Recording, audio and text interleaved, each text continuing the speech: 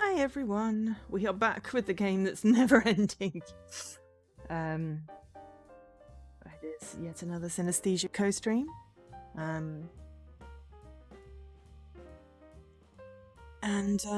Yeah, just waiting for Jessie to join the Discord chat so we can get going with this game that never ends.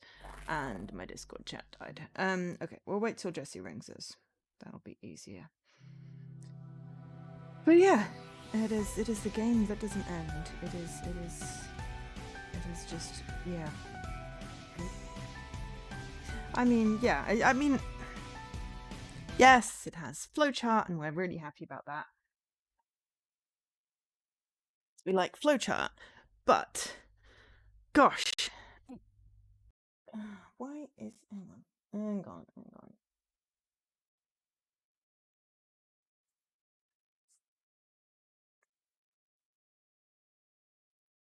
Okay, right, we've got the co-stream thing.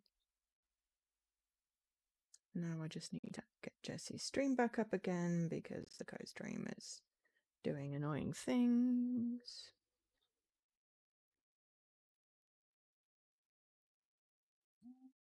Oh, thank you, watch. I know what time it is. So yeah, alright, I'm gonna ring Jess back. I'll be a moment.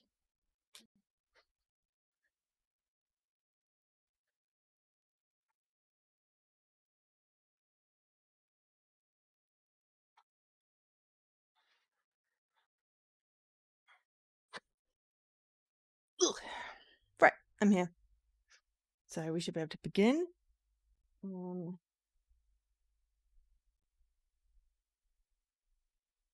So yeah, anyway, what have we got so far? We have reached some endings, some bad endings, some important endings. And we've done both, well, pretty much all of the first 3 chapters. There we go. Now we've got a Jessie. Hi, Jessie. I am but a figment. Okay, it's the voice in my ear again. Yeah, so we've pretty much done all of the first couple of chapters. Where did chapter? Is there a chapter 4 or is it just chapter 3? I think it's only been chapter 3. That's only chapter 3. Maybe okay. like Tuesday is like a chapter 4 postscript. I don't know. Possibly. I think we've just got end stuff left, so we made them. It may just be 3 chapters. Also, I forgot to say hello to people. That was rude of me. Hi to Saribot, Khalid, Vlad, Raina, myself, Jessie, and Alkesh. Welcome in, welcome in, welcome in. Yeah, so we're about to hit this bit here. We have the 2 keys, purple and red, from the ends of the things. So we are jumping right in. As I lay down to sleep, it hits me. Did we read this bit already? Are we good to skip? Yeah, this happened previously. Right, I'll just hit skip. It skips what we've already read. Okay. But before I reach the door, an unusual occurrence. I'm gonna go back because I'm like, what the hell? I literally have no idea what we just said. Cataclysms. We don't even know what Dr. Crane is saying. I've got to go pay someone a visit. Okay, but before I reach the door, an unusual occurrence overtakes me. Whoa! A wave of distorted colour sweeps over me, and with it, one face comes to mind. Ooh, hello, Maya. Maya. Although I'm confused as to what happened, I'm more concerned for Maya right now. She was so upset last time I saw her. Maybe I should visit her instead. Okay. Oh my gosh. Okay, So I guess that's the new path. Yeah. Alright. Load and save. If we win another time, I would think that that is us going off to Isla and Eris again. Or it could be a bad end. Well, the thing is, I don't remember us having that option ever. Especially because the skip button, it was disabled when that vision of Maya came up. Yeah, but it And we still only have could. skip available when we've seen the text. Oh, right. No. You are right, because I've just loaded up the flowchart and there's now some dotted arrows linking back to. You are perfectly correct. There are now dotted arrows going back to either Isla or Eris's story, depending on which relationship we've got prevalent right now, which would be Eris. It would be Isla. Would it? When we did the jump, it was it reset all relationship points. So I'm gonna guess if we tried to do Eris route, we'd fail. Either which way. Yes. No, that's probably a good point. It's the one thing I'm not really keen on is the fact that the relationship stuff doesn't work in the sense that like jumping should keep in mind either being possible. Oh, I mean, you should keep in mind what's been unlocked on the flowchart. Yeah, that's my point. Yeah. Okay, so we need to go find Maya, otherwise we'll get stuck back in the Isla route. So yes, you are correct. We are going to go and find Maya. And there should be a bit of a wall of text, so I can have true route. I traveled to the familiar gate of the Institute building, but I don't also find the familiar sight of Maya sitting on her favorite bench. I wonder where else she might be. The only other thing I know about her is she is in her final year of senior school. They have their classes on the second floor. Maybe she will be there. I walk the hallways of the second floor, peering into classrooms as I go. But I see there's no sign of Maya anywhere. I should ask a student here. Perhaps they will know where I can find her.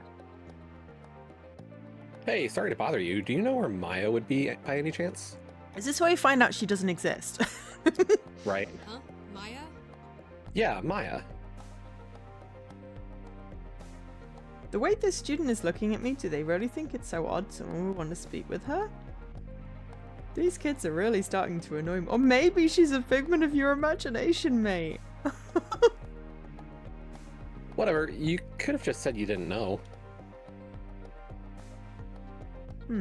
After looking around a bit more, I decided to head to the roof. And to my surprise, there she is, looking out over the city from the same place I often do. Maya, there you are. She turns to face me. A look of confusion, perhaps pain, fills her face. I didn't expect you to be up here. I thought you'd be on your favorite bench. Is it really so strange? This is where we spoke. That time. That time? Right. Last time. The time that led to her being so upset with me. I don't know what to tell you, Maya. I really did want you to come hang out with us that night. I don't know how you got the wrong address. Maya just stares at me in response, as if trying to peer into my intentions. Here's an idea. Do you still have the address kept somewhere?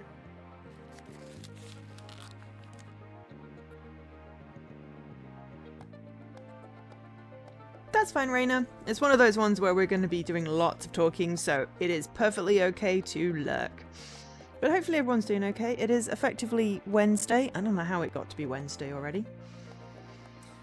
It's certainly, you know. Oh, okay. I am 6% more likely than Jesse to cause chaos today. I mean, I've been on high chaos the last couple of streams, so. That is a good point. Yeah. Snowboarding!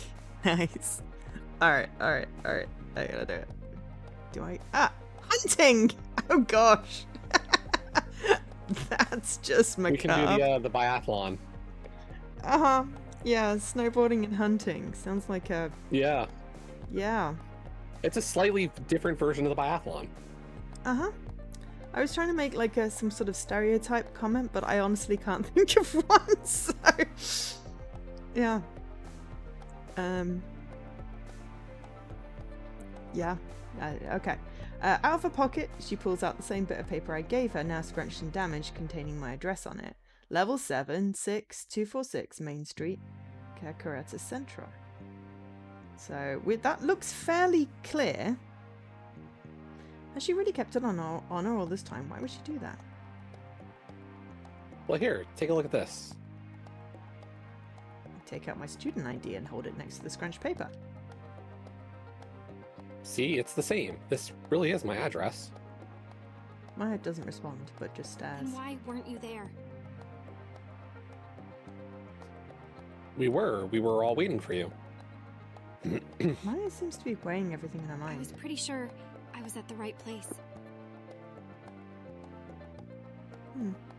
It's fine. We all make mistakes. I just don't want you to feel we ditched you or anything like that. Maya still seems conflicted, but she can't deny the evidence in front of her. It seems so many around her have rejected her, made her an outcast. I can't imagine how she would feel thinking I'd done all that just to play some cruel prank. Maya's countenance changes into what seems like a state of relief as she puts the scrunched bit of paper back in her pocket. It's a relief to finally have that behind us. Here's an idea. Let's exchange phone numbers, so next time if you get lost, I can come find you and make sure you get there. Okay, then. She reads out her number as I save it into my phone. Okay, I'll send you a text now so you can save my number. You have your phone on you? It's in my bag. Great, well, I've sent it now. You should have my number too. Okay. Huh? Wait. Maya suddenly calls out in surprise, and though still relatively quiet, it was the most emotion I've ever heard from her. What is it? The threads. But how? What are you talking about? Please tell us. She stares towards my torso for a minute and then back towards my eyes. My eyes are up here, mate. My eyes are up here. Same brain cell. They have changed. Changed? What threads? Does that normally happen? Not often. I don't know what it means, that is. But could it be? Could it be what? Can we have complete sentences, please? Nothing. I know communication isn't her strong suit, but she can't just blurt out something like that and not expect me to want to know more. Listen, Maya, I know you're going for the whole mysterious and alluring thing, but you can't leave me hanging like that. I love the smirk that went with that sentence. ... I take a step forward and go to place a gentle hand on her shoulder when... Whoa! It happens. Cold pulsates through my being. My hand doesn't land on her shoulder. It glides right through her like a hand splitting the mist. Jesse, you called that. Maya's form begins to sway and flicker. My head becomes light. My hands begin to tingle as the world begins to sway before me. Or is it me who's swaying? This isn't possible. This isn't happening. This can't be happening. Panic overtakes my breathing, and all I can see is Maya's horrified expression on her distorted form. Maya! Zeke! I can still hear her voice, terrified and questioning, though it chops and begins to dull.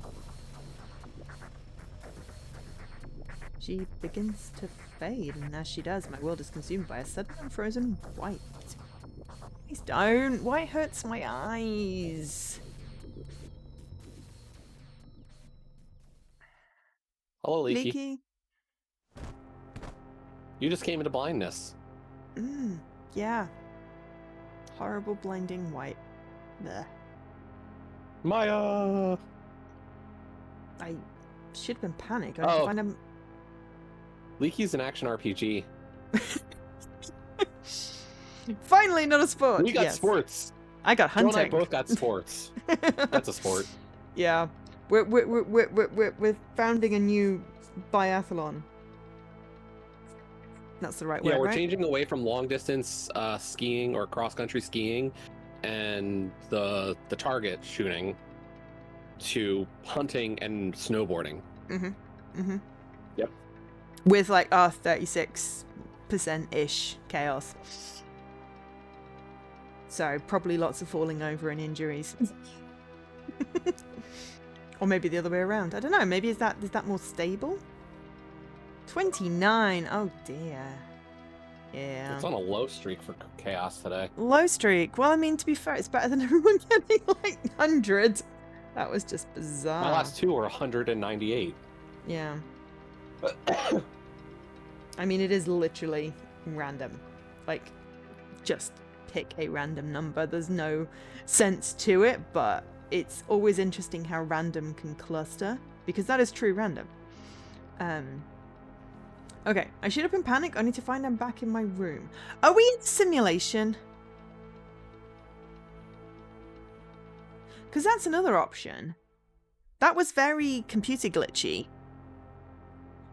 I don't know. He so what? The synesthesia is just not real. I mean, it certainly. And we've been in a simulation coma ever since the accident with our sister. It could be. Sure. It's a very elaborate one. And it's not Baldur's Gate 3 where they make the random less random to make it feel more random. Exactly. Actually, that's pretty much all of the random. The odds of certain things in most randoms do that. Mm. Like you talk about like the miss percentage for attacks in a lot of games, like tactical RPGs or turn-based RPG type things, and like Pokemon or Fire Emblem, you can actually look up videos that describe the double roll they do to decide if you miss instead of a single. Yeah. But I mean, this is literally just pick random number between 0 and 100. So clusters Sure. will happen.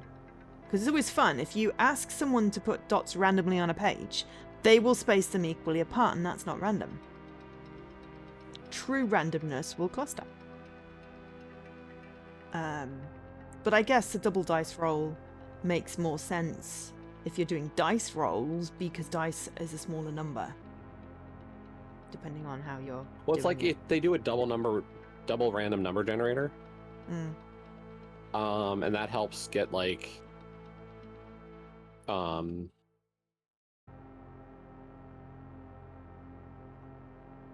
sorry, I'm like drawing a blank, but like it's the way that they do the double random number generator is kind of like it just makes it feel like it's more in line with the percentages it gives, apparently. Yeah, I mean, that's fair enough. Like a lot of random stuff is altered for that reason. Like a 95% hit rate, like it would have to be that both times it ends up as greater than 95 or whatever to miss, and it's because it's so rare, like it makes it seem like it's better. So Leaky, the computer doesn't know that 69 is a number we would celebrate. The computer does not know that. So if it happens, it is true random, and we should celebrate. And I'm not going to alter the randomness to make it less random, more believably random, because it's kind of funny when it clusters, for me. I think I got like 0 twice in a row, literally two streams running, and that was hilarious. But because I'm the streamer, the restriction doesn't apply to me, so I can do it multiple times. So I did it another time just to prove that it wasn't just stuck on 0, and it was like 20% or something. So yeah. Okay, we're back in our room. The fragments of my memory begin to crystallize together. Okay, Zeke, don't. our memory, yeah, it's definitely like there's 2 of us in his head. My memory. Well, yes, our memory. Okay. Do you want to read the italic bits? Because that feels more like he's talking to himself in his head. Sure. Okay, Zeke, don't panic. You just got back from the hospital. Hang on, hospital? Were you in hospital? Apparently we collapsed and somebody brought us to the hospital, I guess. What? Okay, I begin to rehearse back to myself everything just happened in an attempt to ground myself back to reality. Can you tell us what happened?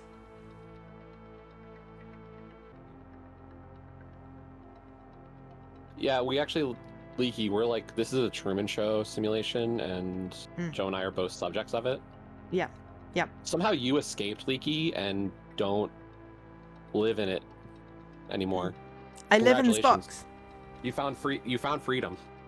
I'm in a box. I can't get out. I cannot pet the dog. Or the cat. Or whatever. Whoa, you broke through the wall. I saw your hand go through the side of the wall. No, it cuts off my hand. I don't exist outside of this box. I better keep my hands in, otherwise I can't eat. What's below Okay. the box? Well, that's just a personal question, isn't it? Well, if nothing exists outside of the box, you're just a torso. Like, we're like from your Well, no, I think midsection it's about up. halfway up my boobs, so. So you have half boobs and then shoulders, arms that are sometimes just the tops of your arms, sometimes the whole arm, and then your whole head. Yep. Yep, my Okay. whole head. Thankfully, I have a whole head. Though you can only ever see like 2 dimensions of it at one time, so you never know. The back might just be like a gaping hole, like one of those horrible accident nightmare things. That's a horrible image. Let's not go there. Let's do the big wall of text, Jesse, to tell me what the There's a big heck wall of just text? happened. Yeah, there's a big wall of text. Oh, okay. I read the bit that you're on. Let's replay this step by step. Apparently, I was found by a staff member collapsed on the institute roof. Okay. They told me I alright. must have fainted and hit my head in the process. I was taken to the hospital as a precaution, and after some tests, I was cleared to leave. I had only a light concussion. Okay. I was instructed that I should take it easy for the next 24 hours, after which I should be fine. Though none of that is what I'm concerned with. There is one thing that keeps skipping on repeat through my mind, an image I can't shake from my sight. What happened to her? Just the thought of what I saw brings a cold wave of anxiety. Have I gone insane? Just what in the world was that? Maya almost looked like she was glitching, but that wasn't quite what it was. I've had a strange aberrations of my synesthesia before. Those cut-off streaked overlays of color, moments where my mind can't quite catch the happenings before my eyes. If anything, it feels like a distortion of my mind caused by my ability. This was somewhat reminiscent of that. We If elucidated this a was whole far beyond human. anything I've experienced before. Maya quite literally disappeared before my very eyes. When the staff member found me on the roof, I asked her about Maya, but she said they hadn't seen anyone on the roof nor knew of anyone by that name. How could that be the case? Everyone I have spoken to since has just waved me off as delusional after hitting my head, saying I'd feel better after some rest, but I know what I saw. That was no delusion. Did Jace not meet Maya? No, nobody'd met Maya. I thought Jace had seen him talking to someone at the bench. When they were because he told Jace about I don't think, yeah, we told everybody about Maya, but never have we actually been in a conversation with more than just Maya. No, not a conversation. It was just we were at the gate talking to Maya on the bench and Jace came up and I I wondered think she if had he'd run off seen before her. Jace got there. Like, Jace might have saw Right. us waiting there and then interpreted us as waiting, not as actually talking to somebody. And then there's the classroom. That's the only situation where Maya has actually existed in front of other people. And people may But have the been staring at reactions- us. They were staring at me, and we don't know that they actually could see Maya. Yeah. This could be an evolution of the synesthesia. Or we could be in a simulation. Or some other third option that the game will present to us that's not as fun as that. By the way, we're on the golden route. Ooh. Yeah, I just remember doing Danganronpa 1 and I had so many cool ideas and then the actual reason for what was happening was just disappointing. So, I'm fully expecting third option disappointing reason to be what it is. But yes, we are on the gold route. Are we going to have room for a bed in somewhere? We'll have to go off to the right. There's room to the right, Okay. and there's room on the left as well below the day. Yeah, Friday's going to be boring. because it's really tiny. Yeah. Unless there's one off to the right. No, Okay. but there would be like an explorer and something. Oh, yeah, fair. Doesn't look like there's space for stuff. Okay. This is so frustrating. What should I do? We should fade to black. I head into the living room as Jace approaches me with a look of concern. Hey, you feeling a bit better? Yeah, I guess. Why are you still awake? It really isn't that late. I'm just gonna turn voice up on the stream a little bit. Hi Dan, hi Mina. It's you, the ghost of Twitch. But isn't that like 2 Who? streams in a row now? So you're not a ghost if we've seen you 2 days in a row. I've never seen him. Oh. I have actually met him in person, and Milo. They exist. Joe's the only real person here, actually. It turns out the rest of us are the figments. Yeah, everyone is a figment of my imagination. I'm actually You have a very stuck. vivid imagination. Which is interesting, considering I can't see anything in my mind. I think the scary part is, like, Joe, why'd you give me such a complex backstory about my eyes? Because my parents are opticians, obviously. Oh, shoot. Wow. Are we sure they're real? Maybe this is all a figment. How do I exist if I don't have parents? You're just a brain in a vat.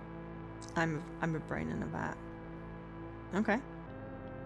That's... I don't know. Yes, Dan. Oh. Okay, no, I don't like the direction Walks this... around Joe. I don't like the direction this conversation is going, because if everything is a figment of my imagination, what's your what the chaos hell am I today? doing in America? Because... Jesus... fucking Christ, what? Yeah, let's not go there, but this can't all be my imagination. It's got to be a simulation. If it's anything, because there's no way in hell I would dream up that. That was just way too wacky. Anyway, apparently it's not late. Right, my head's all over the place. I must have slept since the afternoon. No, I know I'm not. Please, I need help in finding Maya. That again? Jace's face is filled with doubt. Oh my god, Jace, your face. I'm serious, Jace. I know you're serious, trust me. Your emotions couldn't be screaming at me any louder. But Zeke, you haven't been making any sense. You kept going on about her at the hospital too, remember? Mm-hmm. My memory of a time in hospital is foggy, but it doesn't surprise me. Nobody knows what you're talking about. People don't just disappear. You think I don't know that? That's why I need your help. Something seriously strange is happening here. ... Zeke, what if you just fainted and that memory is the result of you hitting your head? Does he really believe I'm just delusional too? No, I know what I saw. Do you? You were found collapsed with a concussion. Suspected concussion? Concussions are literally swelling of the brain and can cause all kinds of weird effects on the mind. Think about it logically for a second. What's more likely, that this Maya really disappeared completely out of existence, disobeying all the laws of physics, or that you had a strange dream or delusion as a result of a head injury?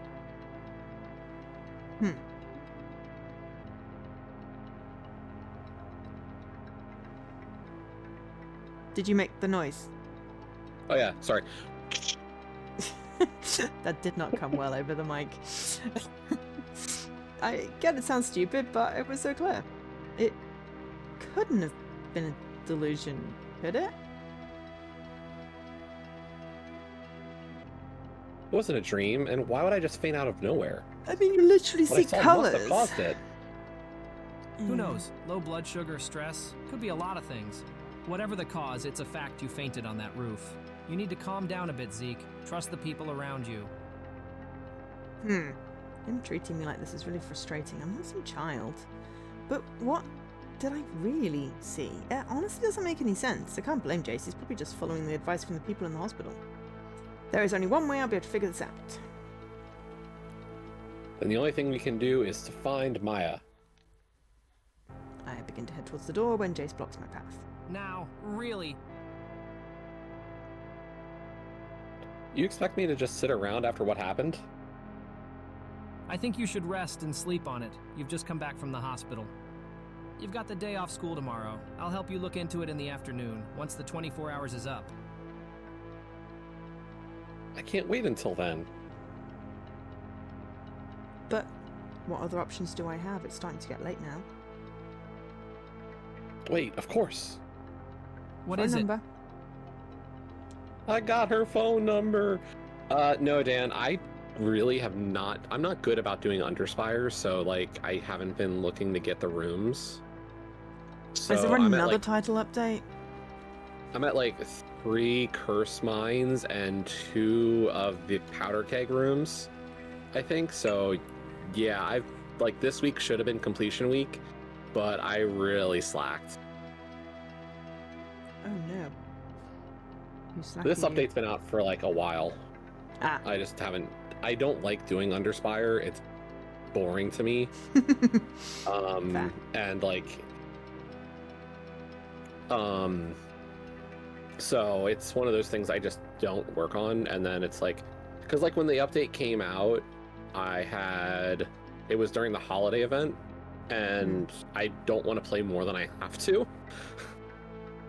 So like, I just wasn't. And like, I should do more underspire because like, I only got like 3 of the new Dark Dragons, although the Dark Dragons all suck. Like, they're terrible troops, but I don't have them. I didn't have nearly enough Dragonite to get all of them, so I don't know. Isn't that a Pokemon? Yes, but it's a resource to craft stuff, and you craft these eggs, and they cost like 600 Dragonite each, and it's a random chance to draw one of the 6. I crafted 6 eggs and got only 3 dragons. Huh. So I still have 3 more to get, then craft both the weapons, then craft the super dragon. Which isn't even that good either. They're terrible. Like, this is like our 4th set of Dragonite dragons, and the first one was good. The second one was amazing. The third one was even more powerful. Like, they have a power creep problem in the game, and they know it. So now the 4th set of dragons lacks any of the oomph that the others did. Like, they're weaker and their skills are not nearly as interesting. Fair. What's it up to in gamer score now? 10,000 or something? No, we get a lot of achievements, but we don't get a lot of score for each of them. 4365. That's it. An annoying that's it. number. Well, because each title update, like, the first title update was only 45. Then title update 2 was over 300. But, like, on average, they're 50 or less per update. Fair. They need to end on a round number, right? Like, we had a lot of 50s. We had some that were pretty big. Like, we had a couple in the hundreds. But like, generally, like, we had a title update that was only 25 gamer score. Feels reasonable, though. The one we just had was title update 52. Shit. That's ridiculous. And it was So 3 Dan 10G says, achievements. Yeah. They just need to end. But I mean, I suppose at least it's not, 1,000 G that adds 5 achievements, which are jump once, jump twice, jump 3 times, jump 4 times, jump 5 times.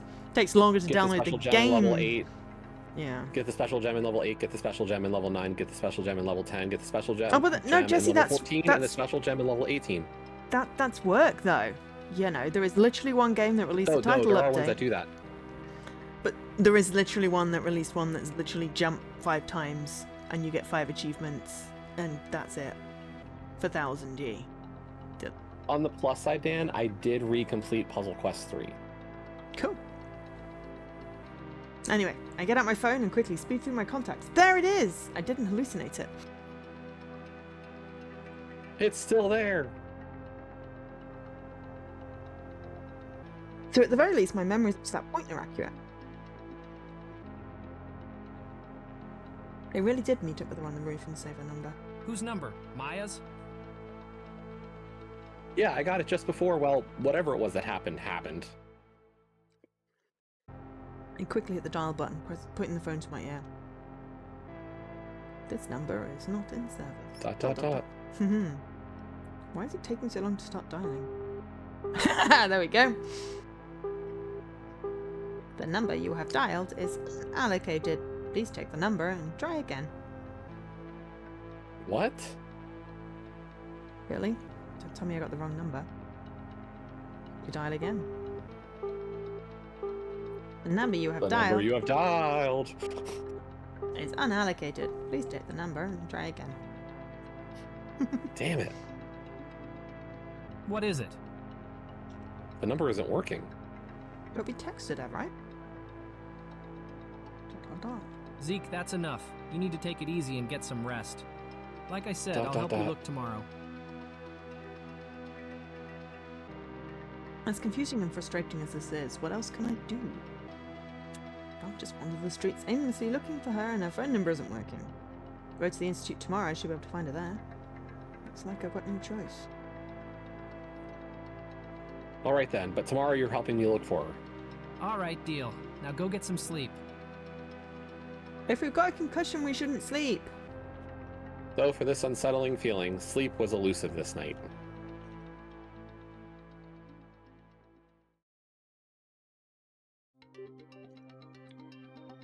I only last until lunch when my patience runs out. I cannot wait any longer.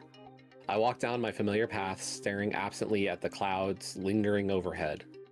Although I promised Jace I'd rest and wait until the afternoon to look for Maya, everything that happened yesterday keeps replaying over and over in my mind. I won't be able to rest until I find Maya and figure out what happened. She isn't at a bench. This time she should be in class right now. I discreetly peer through the glass doors of all the second floor classrooms, but see no sign of Maya. Maya, did she not come to classes today? There is only one place I need to look. Other place, even. I arrived at the rooftop in the feeble hope that perhaps she'll be up here waiting for me. Though I'm met by nothing but the soft breeze. It was at this spot that she glitched out. My mind is consumed by the sight from yesterday and with it a cold rush of anxiety. I calm my breathing. I can't risk fating it again. Could have imagined it was far too real, too vivid, to keep looking for her. I mean, how much of a coincidence is it that we're told to follow the golden thread, and then we literally meet someone whose power is threads? Right. I spend all day looking, but nothing. Not a trace of her no matter where I search. Nobody I ask has seen her. There's no hints from my synesthesia. After aimlessly walking around for some time, I decide to come back here and wait at the school gate for Jace. Eventually he emerges with Isla and Eris at his side. Zeke? Hey! You feeling okay? Not too bad, all things considered. Jace filled us in on everything. Have you found Maya yet? Not yet. I'm not sure she's here at school today. Do you really think she disappeared? There's only one other synesthesia spot that we haven't had a reason for it being highlighted, and that was that weird business building next to the bar in Eris's place. Right. That's the only one that we haven't had an explanation for, because everything else has had an event or a person or a, imaginary being. Jace butts in on Isla's question. I'm sure she didn't, Isla. We're going to help find her.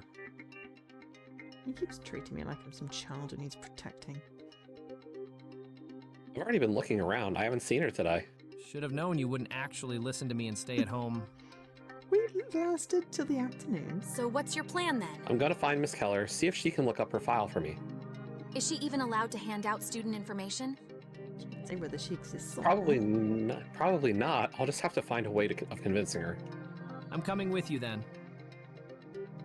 The way Jace is speaking has an air of condescension. Condensation? Well, I don't know. How do I actually does have condensation? Condescension. That's the word I wanted, isn't it? Condescension. Yes. Yeah, sorry. My brain was wanting to read it as condensation. I don't know why. That's fine. Okay, anyway, whatever the word is about it, I need someone holding my hand. Does he really believe I've cracked it or something? No, I think he's coming to see whether she's going to lie to you. You want us to join? It might be a bit much for us all to crowd Ms. Keller. Zeke and I will just go. Oh, okay then. Because it's hot. No, this is not a hot and steamy game, Dan, sadly. In that case, Eris, you want to come watch me What? I don't know. Miss Keller's been coming on to us pretty hard. She keeps looking off to the side and blushing. Like, I don't know. That's really odd behavior for a teacher. She creeps me out. She keeps on pointing off scene, like it's just, yeah. Get out! Yeah, get out. Well, See, I mean, Eris is just blushing because Isla asked her to go watch a game, you know. we can get milkshakes across the road on the way. Oh, gosh, they're flirting now. It's getting a bit hot in here. I'm in. Let's go. That was way too easy. Let us know how you I go. mean, when we had the And if you need any picnic help. date with Eris, we got a lot of thigh shot. There was a knee and an ankle. The knee was covered. So were the ankles. Yeah, you're right. So are the ankles. We got some nice, like, thigh-high socks. Oh boy, steamy. I was mostly trying to figure out how her dress was staying up because it looked like it had way too many holes in it. But, you know.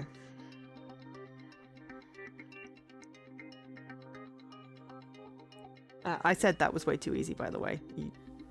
Just in case you missed it. Will do. Thanks, guys. Absolutely Sorry, not. they cleaned the floors in our lab, and our lab manager, who handles like most of that kind of stuff or has at least some authority to look into that stuff, apparently he looked at them and said they weren't great. And so he can't raise it any higher at this point. The guy who can isn't back till next week. Oh. So he gave us a couple of options. I was like, let me take a look tomorrow when I'm downtown. And my advisor just emailed me and she said, take pictures and send them to her. So, because she wants to see what they look like as well. So. Take pictures, take a video, because sometimes the pictures don't always capture because of the lighting, whereas the video you're more likely to get. I'm gonna guess that there's something about the condensate that's still like visible. Like I'm gonna say it probably looks like my driveway right now that's been salted to hell. Because of all the snow and whatnot. Yeah.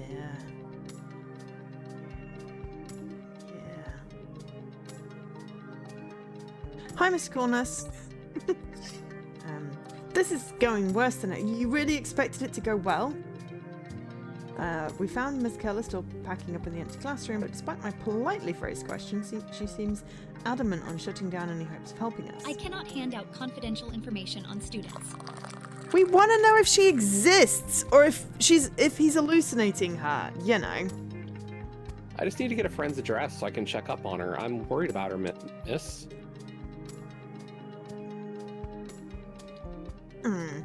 If she hasn't given you her address, I shouldn't be the one to dish it out.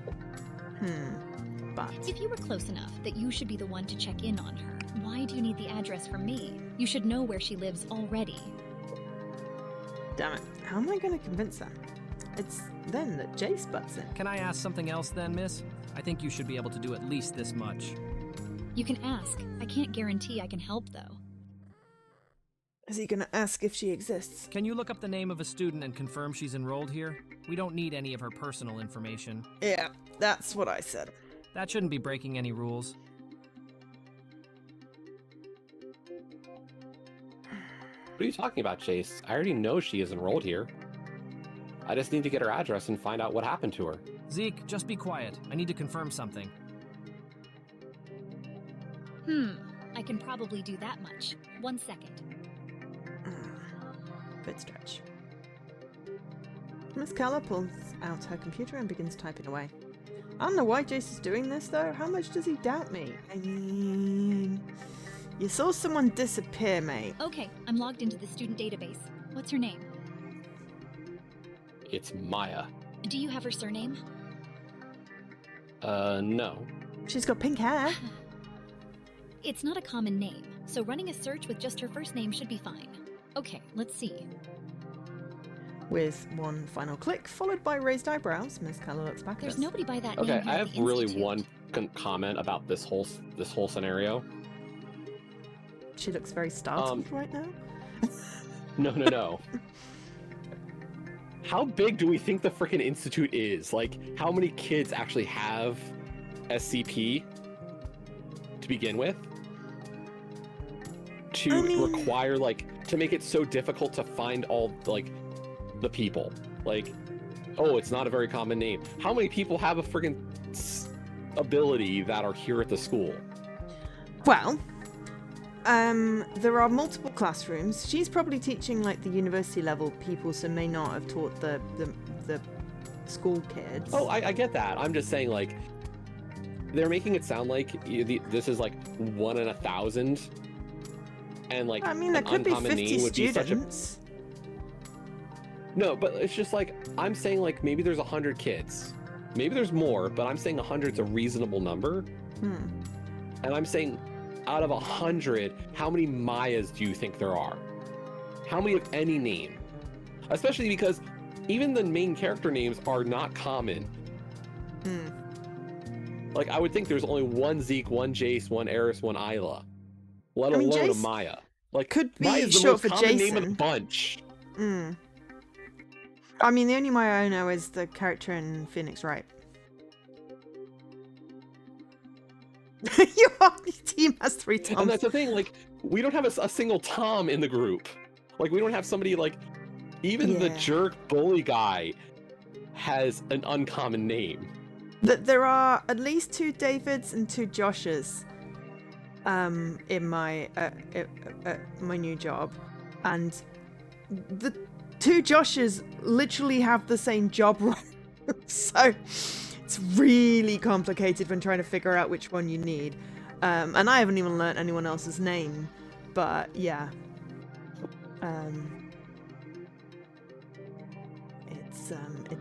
It means that people get tagged the wrong person if you don't quite know who you're going with. But yeah, 3 Toms is excessive. But yeah, I didn't expect there to be anyone.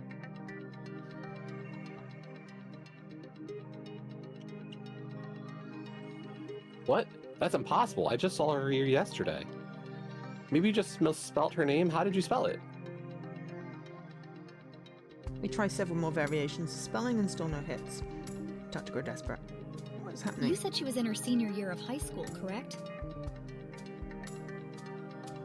Yes, I'm sure of it. After a few clicks to rapid eye movements, Miss Keller turns her computer to face me. Take a look. This is every Seriously, student's now you're just showing me top everyone's level personal PhD. information?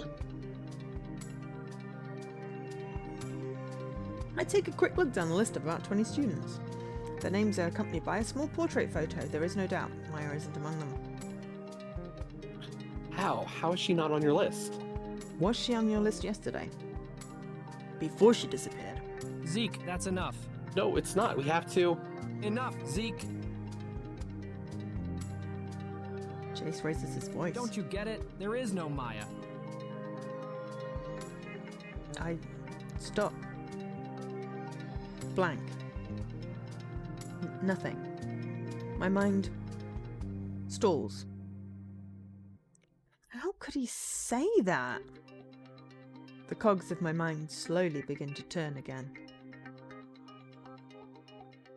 What do you mean? She was at the gate that time. I never saw her. Wait, but... Suddenly an ice-cold realization hits me. He's right. In fact, nobody I've spoken to has. But I know I didn't mention it all. We can ask the other high schoolers about her. They'll know. Zeke, why do you think I didn't want you to come to school today? What do you mean? I already spoke to the high schoolers today. Nobody has heard of her. A second wave hits me. It can't be. But all the kids in our class saw her that day she came up to our room. They stared at us when... Wait, no. They weren't staring at us. They were staring at me. Not because of who I was talking to, but because of who I wasn't talking to. Yep, you called it, Jesse. Yeah. It didn't look like I was talking to myself. I mean, I do that all the time. I literally talk to myself all the time. I assumed they were judging Maya, but maybe it wasn't her they were judging. Oh, it was me! She also never came to our apartment that night. She said I wasn't at the address. Why? Can't she be spotted by others, or is it just my mind inventing all this? A wave of nausea hits me. My head grows light. Watch out! I feel Jace's firm clutch on the back of my shoulders as he stops me from stumbling backwards. Damn it, get it together, Zeke. Sorry, I just... Perhaps you should take Zeke home, Jace. Something in me wants to protest, but I'm left depleted, and everything's greyed out, which is just creeping me out. Can this be true? True? Can this be two? Can this be two? Have I really lost it? Come on, Zeke. Yes. There's no room left for me to argue. Okay, yeah. My mind grows absent as we begin a torturous journey home.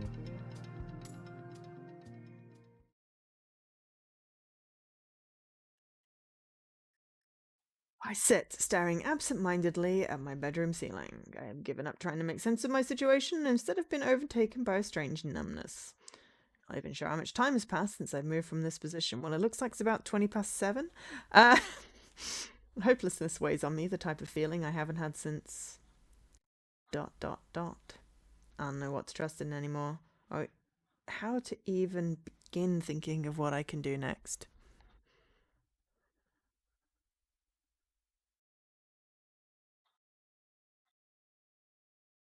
Italics is you. Jesse. You skipped a thing. No, Italics is you. Oh, okay. See, you've changed the situation here. You've changed the rules on me. I'm sorry. Everyone must have heard I've gone crazy. It's not too bad if I just stay here. Maybe I don't need to leave here at all. Sure, I'll need to go out for supplies from time to time, but I can survive. I've got my computer. It just feels like you're talking to yourself more when it's in italics. That's why I just thought it would make more sense. Anyway, strange thoughts waft, in and out of my mind when they are interrupted by an unfamiliar sound. Is that someone at my door? Jace wouldn't knock. It's Miss Bloody Keller.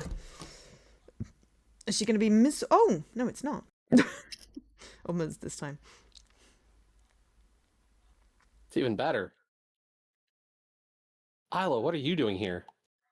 Isla walked straight past me over to the window before answering my question. Jace let me in. I guess that, but why did you come here so late? And what about your folks? Don't worry, I snuck out. My mom doesn't suspect a thing. You know, I don't like you walking around late at night. There are some creeps out there, you know?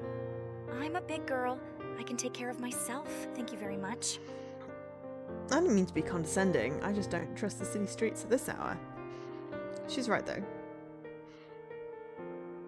So why did you come? To check up on the mental patient? I haven't met this mental patient. I came to see you, Zeke. Good one. Seriously though, Isla, it's what you're thinking, isn't it? You don't seem crazy to me, Zeke. A little eccentric at times, but not crazy. Nope. Then what about this whole Maya thing? Even I'm starting to think I've lost it. There's no trace of her. She never existed. Isla looks at me with those big, innocent eyes of hers. Zeke, remember those days after I left the hospital? I wonder... Just a sidebar before I hit what's next. I wonder if Maya is like a manifestation of his kid sister had she grown up. It's possible. Because it depends on how young she was when she died, whether he'd recognize her or not. Or whether he's just sort of forgotten what her face looks like. Could be. Yeah. Huh? Yeah, why? She never likes to bring up those times. How did you feel walking with me on those days? How did I feel? Well... And be honest. Honestly, I felt sorry for you. I wanted you to be happy again, but I felt helpless to do anything. So, you were uncomfortable then? Where is she going with this? I wouldn't say that exactly. So why did you keep walking with me in those times? Isla stares at me with a look that penetrates beyond any false pretense. It pulls the truth out. A truth that even until this moment I hadn't considered. Because I cared. I wanted us to be close again. I didn't want you to be robbed of who you were. Ida pauses, eyes closed for a moment as if she was pleased to hear my answer. We would have got Eris had the game not reset us. Those times were hard for me too, you know, Zeke. Just leaving my home I don't know had if that's become true. so hard. Maybe. We won't know. No, because there's no, Those days we would walk in silence, diverting afraid here. I'd stutter my words and make a So hard to say.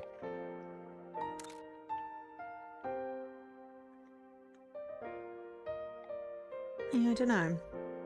But it could potentially be based on which you've got the highest relationship with.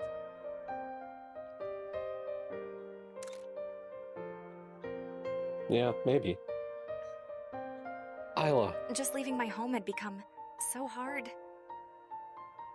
But without them, I wouldn't be where I am today. That's why we walk with each other through whatever is happening, even more so when it's uncomfortable. That's what it really means to care, to be a friend. I don't understand what's happening to you right now. I don't know about this Maya. What I do know is it's my time to walk beside you. Oh, And your turn to walk beside us also, especially when it's weird, Right. awkward, or uncomfortable. Isla always surprises me with her insight. On the surface, because of her light and bubbly personality, it's easy to miss the depth and insight she really holds underneath. Light and bubbly? She seems like a ball of anxiety. That was just your fancy way of saying that even if I really am insane, you'll still be my friend, yeah? That's pretty much it. Isla beams her infectious smile, one that picks me up instantly. And you'd better not forget it. I don't think I'd be able to forget even if I tried. As my stalker, you always find just the right moments to make your presence remembered. Yup. It looks like she's finally embraced the title. So, have you decided if you're coming out with us tomorrow? Even with everything that's happened, Jason Eris is still keen to look into Venture's missing paper ahead of our meeting with Crane on Sunday. I thought you were continuing your run at the arcade. I think with everything happening right now, it's probably best if I put that on hold for a little while. I think that's a really good idea, and then you don't die. Yeah, because then we don't have to worry about you getting called out by Trace and going to the roof. Yep. I can pick it up Yep. again in a week or two. Yep, hopefully Trace will have buggered off by then. Or maybe we can I was imagine him gonna away. Maybe the fact that we also had the concussion fainting spell caused Eris to not have to get it put off the scan. Oh gosh. Yeah. I wonder what happened with that. The fact that your classmate went nearly insane saved you from having to do something uncomfortable. Hmm. And thus not get booted from the school yet. Which was lucky. Right, so the end of the world coming on Monday or at the end of the month can be the focus instead of all of your personal issues. Yeah, and people dying. Yep. Really? What about all your fans? It's okay. They can wait. I'm almost certain her decision to do this is based on what's happened to me. She probably wants me to go out with them tomorrow to keep my mind busy and off all the stuff with Maya. I'm kind of embarrassed to head out now I've discovered how big a fool I've made of myself. I'm sure there are whispers around town at the Institute about me by now. Though I suppose that's why Isla brought up that story. She wants me to push through and walk this out with them. Oh, Isla, you're a cunning one. Can't really say no to you after that impressive speech, can I? Nope. Then I guess you win this round. I'll be there. Good. Isla gives a self-satisfied nod. And my work here is done. I'll see you tomorrow, Zeke. Whoa, don't think I'm going to let you walk home alone at this time of night. I'll join you. It's fine. Nope. After that whole spiel of walking together, you're going to have to take your own medicine. I'm coming with you. Come on, What if let's he go. faints? All right then. The night draws to a close, side by sides with someone I've never felt more grateful for. Fade to black, thank you, instead of fading to white. It's much better. Well, it's dark. I don't This care. morning we decided to meet over at Eris's place ahead of our search as a change of pace and scenery. I spent the evening and morning reflecting on everything that has happened recently, as well as Isla's words last night. As she says, my only option now is to keep moving forwards, knowing that they will stick by me through it all means a lot. Though their doubts towards what I saw leaves a strange tension clinging to me. Upon further reflection, I'm still quite sure Maya exists, at least in some form. It is just too hard to believe it was all a delusion. I have to find out what happened to me and what happened to her, though I don't think I'll get help from Jace and the others. I'll have to play this carefully. My best bet is to get help from someone high up at the Institute, someone who has more insight into all the strange happenings around us, someone who may be able to shed light on the true nature of what I saw. One person springs to mind, Dr. Crane. We're going back to see him tomorrow, though we can't go back empty-handed. He's expecting us to come with some leads on Ventra's missing paper. So the best option available to me is simple. I should keep quiet about Maya for a while, especially around Jace, and help them find some leads. If we come with something of value, there's a much higher chance of Crane being willing to help me when we meet him tomorrow. We pack into Eris's small apartment as a hesitant silence falls upon us. So, where do we begin? We should start by considering what we know about Ventra and Snow. That doesn't give us a lot to work with. Well, to start with, we know Ventra was a researcher, author, and would travel regularly to speak about his ideas. Ow! And didn't he go missing? He did, 14 years ago, not too long after moving here. Unfortunately, that's about all we know about him. We know even less about Dr. Snow, other than he was a successful scientist and has been the chief scientist at the Institute since it began.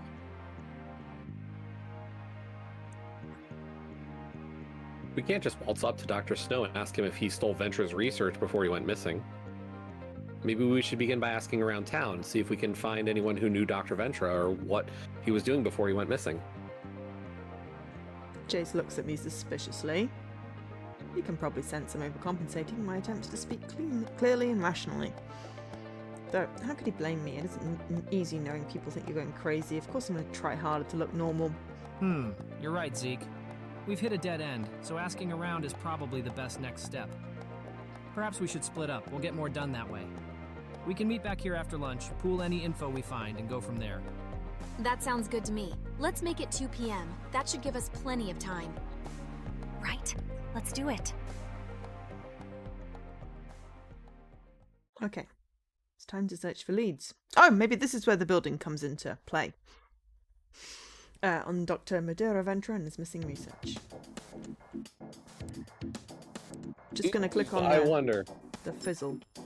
Seems like a business building. I don't know why it's lighting up. Blah, blah, blah. Okay. Allegro's Main Street or apartment. Oh.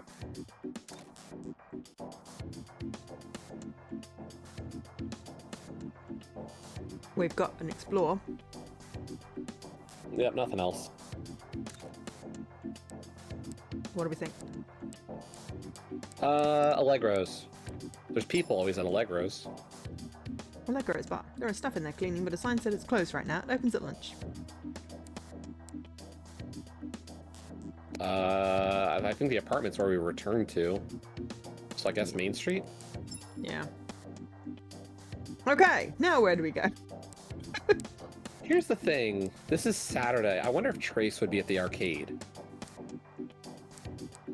Do we want... What's just west of Bradford? Because, like, my thought is that Trace knew something. Oh, Leeds. Fair. Ow. Fair, Dan, fair. Trace knew something, yes. So if we can find Trace, it might put us on the path. And there's, like, I can't imagine they're going to reveal too many late game characters like this. Fair. But because we're not necessarily up points with Eris, she doesn't know we know about her singing. Though Zeke might not know. We know. We know. We don't know anything. Zeke doesn't right know now. anything. We don't know the truth of Isla's accident. The fact her the dad's fact that her dead. dad is... Yeah. Yeah. Okay. They haven't really linked the idea that Zeke is able to experience these multiple Access. timeline things. Yeah. Sure, arcade. It was your idea. It's a good one. As I walk into the arcade, to my right, a figure approaches. It's either Gus. I think Hey, it's Gus. it's you. Oh, it's Gus. You're one of her friends, right? Huh? What? When do I feel this interaction began mid-conversation? Hi, Vincent! Sorry, just old Gus getting carried away again. You see, we've been waiting on Queen Eye to arrive. She's one of your friends, isn't she? Yeah, she is. She was supposed to have arrived by now. All the kids are waiting on her. Does that mean we shouldn't have gone in here? You have any idea where she might be? I don't know. What have you missed so far? Maya is a figment of our imagination. Ooh. Or something. We made her glitch and now she doesn't exist? Yeah, we're not sure. We're really not sure. She's not a student at the school, is what we know right now. But was she previously, or has she always been a ghost? Because my theory was very early that she was a ghost. Or a figment. Or a hallucination, or a manifestation of the power. But yeah, you called that one, definitely. But I'm to blame for this one. She'd probably be here if it wasn't for me. Yeah, so we've this is like, what are we now on, like stream 6 of this damn thing? So we did all the way down the blue route to get a blue key. To unlock this route. So I can tell you actually how many streams we've done. Stream 1, I think, only got us like chapter 2. Stream 2 might have gotten us to chapter 3. Stream 3 got us all the way through Keller route. 4 got us to Isla route, and 5 got us to Eris route. So yeah, stream 6. It's stream 6, which is what my stream management thing says. It says part 6. So that's good. At least our memories all match up. But yeah, we're on the gold. I think it's more gold than possibly yellow there. Yeah, we have 3 keys. We're following the golden thread. That is a really good point. We are following the golden thread. And the red thread was Isla. Ooh. Purple's best. What? I like purple the best. I'm just saying, red thread is usually the romantic thread, so. Yeah, I think it's to do with hair color than anything else. Probably, but you know. It's a shame there's no pink one for Maya, but Maya may or may not exist, so yeah. But no memory, what's that exactly? I don't know exactly where she is right now, but I don't think she's coming in today. Is that right? That's a mighty big shame. Great for business, that girl is. Well, feel free to play the machines now that you're here, young man. Anything that tickles your fancy. I'm okay, thanks. Maybe another time. Before you go, do you mind if I ask you a question? I'm just trying to find some information about an old family friend who used to live here a while back. Ah. Is that so? Any friend of Queen Eye is a friend of mine. I may be able to help. Adventure. I've been in business here since the 80s. Met a lot of folk during that time. What's the name of the fellow you're looking for? His name was Dr. Madero Ventra. Ventra. It's been a long time since I've heard that name. 14 years. You knew him? Of course I knew him. I wouldn't forget a fellow like him. Quite an imposing figure, I gotta say. I never found out what happened to him, though. It's like he disappeared into thin air. Disappeared into thin air Yeah. like someone else. But not from reality. What can you tell me about him? Anything will do. It was quite some time ago. As I recall, he mentioned he had started a lab nearby. Said he was gathering a team to do some important research of some kind. Poor fella, he wasn't even in town a year before he went missing. What kind of lab? What research did he do? Who else was part of it? Slow down there, kiddo. I don't know a whole lot. We didn't speak much, and it was a long time ago. Would you happen to know where the lab was? I never went there myself. He was just starting out, so I couldn't imagine it'd be a big establishment at that time. Given how I'd often catch the old fella walking by my arcade here, I'd have to say it couldn't have been too far It's away that now. building. It's that building. We finally have some confirmation Ventura was here from someone who knew him, though we'd let him look more if we're going to find something of value. Do you have any idea how we might find where his lab was? You could ask down at the business registry building, the one downtown here. If his lab was registered in his name, they may be able to give you the address of where it was. Thanks, Gus. I really owe you one. This was a really You can useful pay me lead. back by making sure that friend of yours is sure to complete that run. Great for business is our Queen Eye. I'll do what I can. Thanks again. The pleasure's all mine. Good luck, kiddo. So back Okay. to downtown. So, can we click on the building thing? This looks like the building Gus was talking about! Is that why my synesthesia was lighting up over it? Better head inside and find out. Finally! Whoa. I walk into the lobby of the business registry building. It's a lot nicer in here than its surrounds. There was heavy security on the entrance, which makes sense given where we are. As I look to my left, I see a sign. Notice, desk unattended on weekends. Please use the terminals to check your account or visit us on a weekday. It looks like I won't be able to ask for help. To my right, I see a row of touchscreen terminals. I should try them. Maybe I can run a search? I was going to say, I think it would be better to run a search without having to deal with people. Maybe. Yeah. As I step up to the touchscreen, I notice something immediately. My synesthesia is lighting up on the screen. It's quite vivid and jittery today. There must be a reason why it's showing up on this touchpad. It's time to figure it out. It's time to drop a save. I like The number of save. dollar is the order. Yeah, I saw that. Okay, so 5 is purple, 1 is orange, 3 is light So blue. 7. 2 is green, so that's 4. 4. So 7, 4, 5. Yep. 3. Pink. Yep. 1. Blue. 1. Red. Now, literally tell me Wow, what that I was a hard said. puzzle. What did I say? 7, 4, 5, 3, 1, 2. There we go. Been accepted. Entering administration mode. It worked, and it seems to be administrator's login. Does that mean I can access all the information on the database? There's only one way to find out. I click the top search bar and type in Madeira Ventra. And sure enough, it spits out the result I was hoping for. I begin to read the information, contained on the screen. Excuse me. Dr. Madeira Ventra, founder of business. Business name, 9K Labs, or minus 9K Labs, not sure.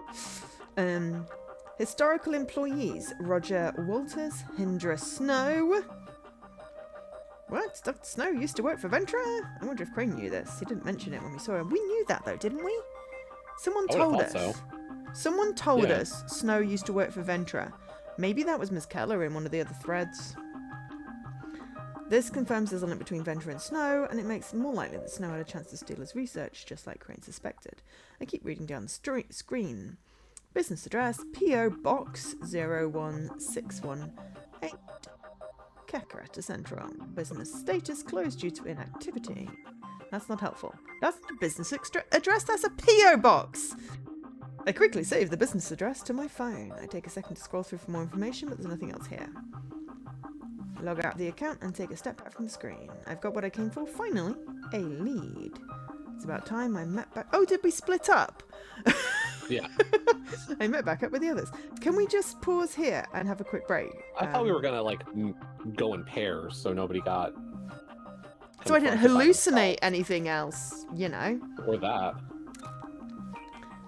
Okay, let's just have a quick break before we go looking into the lab. Okay. And we'll be back in a few minutes. Hey, I'm back. What did I miss? Nothing really. Thought I just knocked something. I did not. Also, hey. And Havor. I had stretch. I heard that as I was doing the thing. It's not boiling hot. I did the hydrate. Okay, I gotta scroll back and see what happens. Yes, terrible timing, Havor. Sorry. You chose a game over the trophy? No, I chose the trophy. Ah, Are we talking about the fantasy football thing again? Yes. Right. And then, yes, we have a Ray with a really cute, cozy cat. Hi. Okay. Honestly, I'm like now if I had back. chosen a game, I might have tried to see if Jess had Satisfactory. Yeah. I didn't see that one come up on It didn't. giveaway either.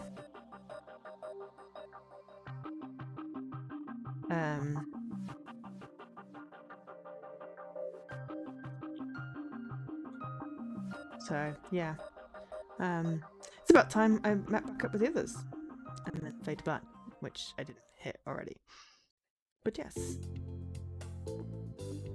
It's out for It's out console, for console yeah. now. Yeah. A couple of weeks back? Last month. Last month? More. I've lost track of time. Yeah, last month seems... What, are we talking about Uma Musume, Dan? Let's not piss off Ray. You wouldn't like it when she gets angry. I'm safe. She's an ocean away now again. Whew. Fair. Why are you hiding your save, Leaky? We know you liked it. Nothing wrong with that. I mean, look, I've got at least, like, how many thousands of hours in gems? Oh my god. Yeah. I have a decent number of hours in a lot of games, so yeah. According to TA, I have 5,200 hours in gems. Oh shit. Could I And I order mean- by how many hours? If we go to... Not as many, by far. I haven't played as much Genshin. If I go to Race Time, which is our Okay. platform for my rando stuff, I've been in 787 races. 723 of them were rando. Figure an hour to 2 hours for every seed. I've got at least probably 1,400, 1,500 hours on Link to the Past rando, and that's just official races. Unofficial racing and just hanging with friends and running seeds, probably another equally absurd number. Okay. My highest is 383 hours in Cozy Grove. How'd 282 you figure that hours in Titanfall. I'm ordering by time played on TA. I didn't know you could do that. It's on the My Game collection, you can add a thing. And then I've got 240 hours in Microsoft Solitaire collection, which feels about right. Oh, and I've got 236 hours in Dragon Age Inquisition. And apparently 231 hours in Netflix, and I don't even remember opening the Let's see. app on my Xbox. I So must yeah. have. Yeah. After the 5,000 hours of gems, I've got 800 hours in Clicker Heroes, 500 hours in Cookie Clicker, 500 hours in Star Balls, 460 hours in Lies of Astaroth, and 370 hours in Puzzle Quest. Those are all complete.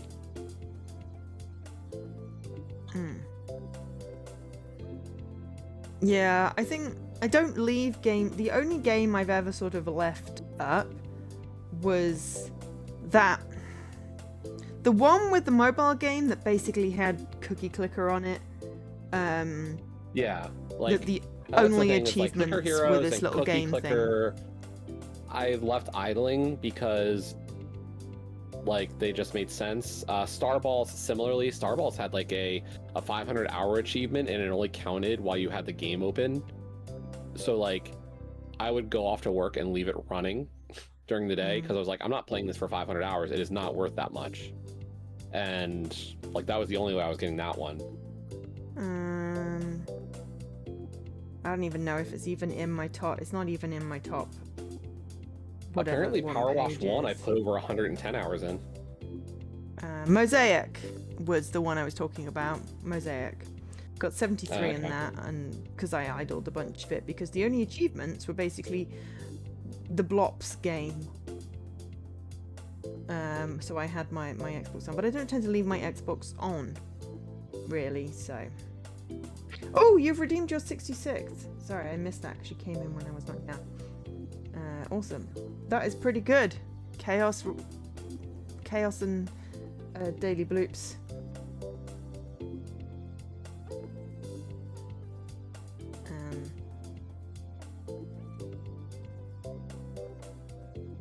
Yeah, the you got dance game. There are way too many sports genres. I think you need to pare this down some so we can get things that are not sports. But that wouldn't be realistic. What? That wouldn't be realistic. You could get rid of some of the genres or consolidate. I could. I mean, I added in FMV as a genre, I have to admit, so it's not technically true achievements genre list, but Battle Royale. So if you and Dan switch genres, you're good. Battle Royale as a genre on TA. I got them from the drop-down list. And then I added FMV because it's a genre.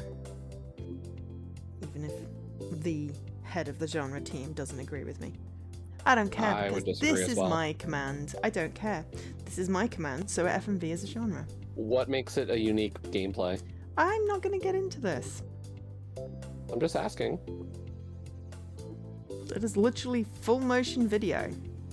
That is a unique. That is a graphical style. It's just like the people who argue everything should be horror just because it's scary. I mean, yes. There is nothing about horror that is a gameplay element unless you talk about the survival mechanics or the limited resources or the reliance on puzzles. Those are things that make it a horror game. Just because it's scary is not a genre. I'm going to add horror to the genre list now. Fine. I'm just telling you, that is the delineation point for genres, is they have to be something uniquely I know what gameplay the related. rules are on TA. I don't agree with it. FMV needs its own genre. There are literally genres with like 2 games in them. You know. There are way too many sports ones. It could just all be sports. But it has like 17. What you're describing as cinematics with decisions, I could just call that a visual novel. Because that's what a visual novel is that the game plays and then you make a decision. No, because visual novel includes the ones where you're not even making a bloody decision. Sure, but it does, like, but visual novel encompasses that as well. Like, I disagree. A novel is a novel. A full motion video is a bloody video. It's not a visual novel. It's like calling a film a visual novel. It's like, oh, I'm going to the cinema to watch I'm going to the cinema to watch a visual novel.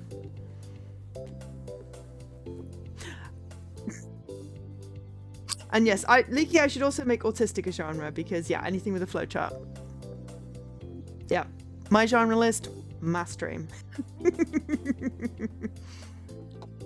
Branching story games.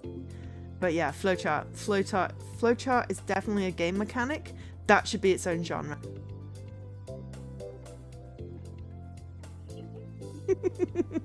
Anyway, we once again cram back into Eris's apartment. But though I'm in a though I'm in good spirits, the mood here has dipped even further from earlier. What the heck happened while I was in the bathroom? That was a big waste of time. No, wasn't. No luck, huh? I didn't find anything. Me either. I guess that makes 3 of us. It was probably a bit much to think we'd find something just walking the streets. Yeah, I guess it would be a little much for the 3 of you, that is. Don't tell me you actually found something. What, is it too hard to believe your insane friend over here actually succeeded where you all failed? You really did it? Good job, Zeke. So, what did you find? I'll tell you, I just want to revel in this for a little while longer. It's not often a crazy man makes the better of his more sane counterparts. All right. We get it already. Point taken. So what was it? I quickly explained my run-in with Gus and how I was able to gather the information from the terminal at the business registry after my synesthesia kicked in. So Snow used to work for Ventra? It looks like Dr. Crane was right. There is a connection between them. He couldn't have worked for him long, months at the most. Ventra had only recently arrived in Japan and went missing soon after. It also helps we know the name of his lab now. 9K Labs is a strange name. Yeah, it's just too bad the address Out of won't do us nowhere, any the game good. started bleeding tons through your mic. Really? That Eris line, oof. Oh. Let me know if it continues. What do you mean? It's just a P.O. box, not an actual address. That's what I said! Damn it, that was really stupid of me. Hadn't I noticed that? I noticed that. Didn't I say, Jesse? Didn't I say that's a P.O. box? you Why is did. that Where's useful? the P.O. box? His lab must have been nearby to it. It's from Kakareta Central Post Office. That's the closest one to us.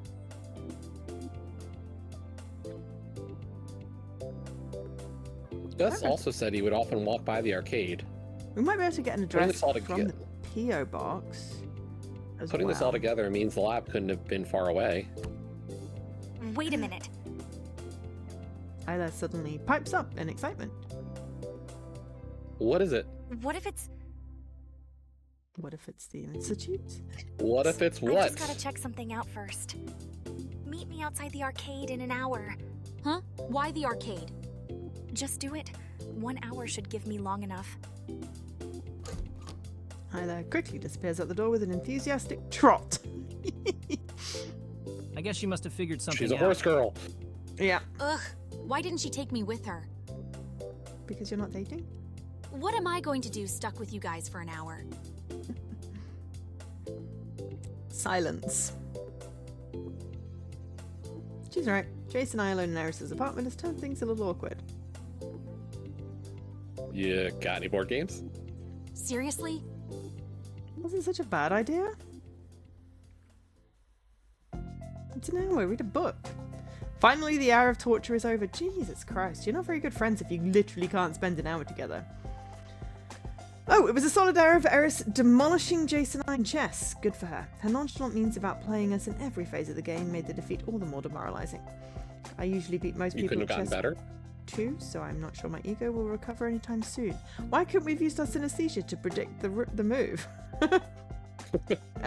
As these thoughts pass through my head, the one we're waiting on finally arrives. Thanks for waiting. Tell us it's good news, Isla. I hope we didn't endure that hell for nothing. You're the one who suggested a board game. Don't worry, it was definitely worth the wait. Hey, BX. I figured out where the lab was. Follow me. We cross the street. Then, with a look of glee, Isla turns to face us. Here we are. As much as I'd like a milkshake, are we sure this is the time? K9, 9K. It's the dog. No, it's not that. This is the place. Here at Cheeky Dog? Unlike you all, I've been living in this city my whole life. Do you know how long ago this cafe opened? 10 years ago? No, it's been here ever since I arrived, though. I remember because my dad took me to get a milkshake here on my 5th birthday, not long after it opened. That's also not long after Ventra went missing.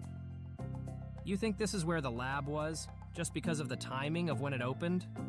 Nope, it's not just that.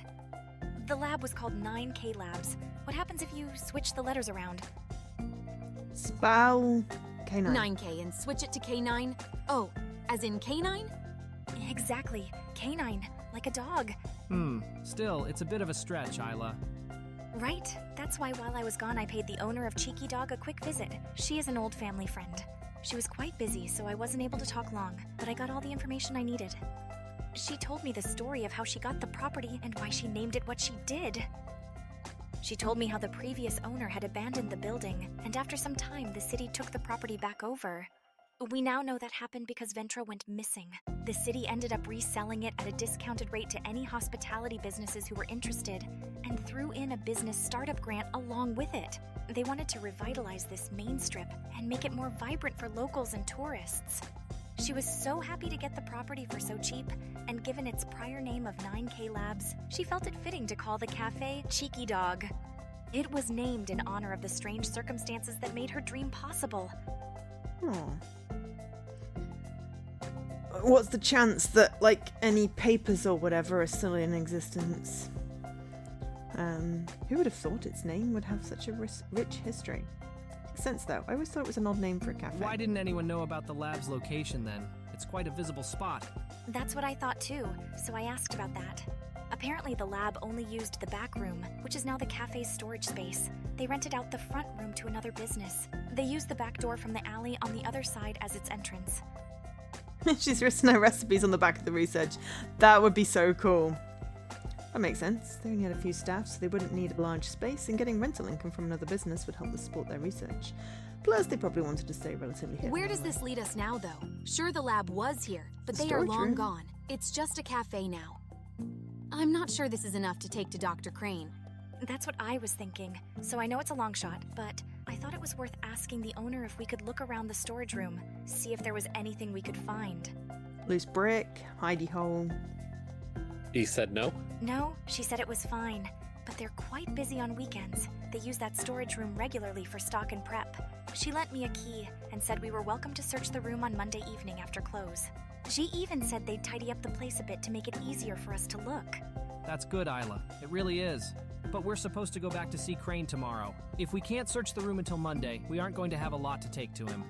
That may be true, but we should have enough to win his trust. We just have to make what we found sound impressive and string him along a little. Don't worry, leave that to me. I'll think up something to say. You could always sing it to her. All right then, Eris, we'll leave that to you. He has power dampeners in his room, remember? Oh yeah, All right, everyone, it's time to say I'd it. forgotten about that. Huh? To say what? Time to admit I'm a genius clue finder, even more than you, Zeke.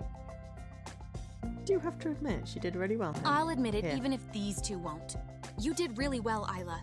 None of us managed to figure it out, yet you did. Great job, sweetie. Aww. Why did she pick me as a stubborn one? She didn't even give me a chance to speak. Thanks, Eris. You did do well, Isla.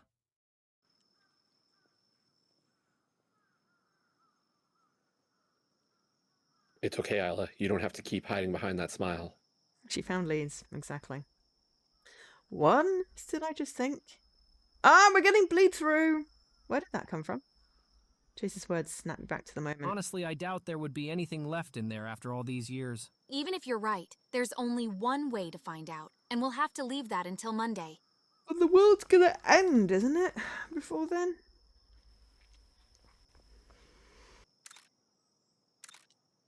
Oh yeah, Saturday.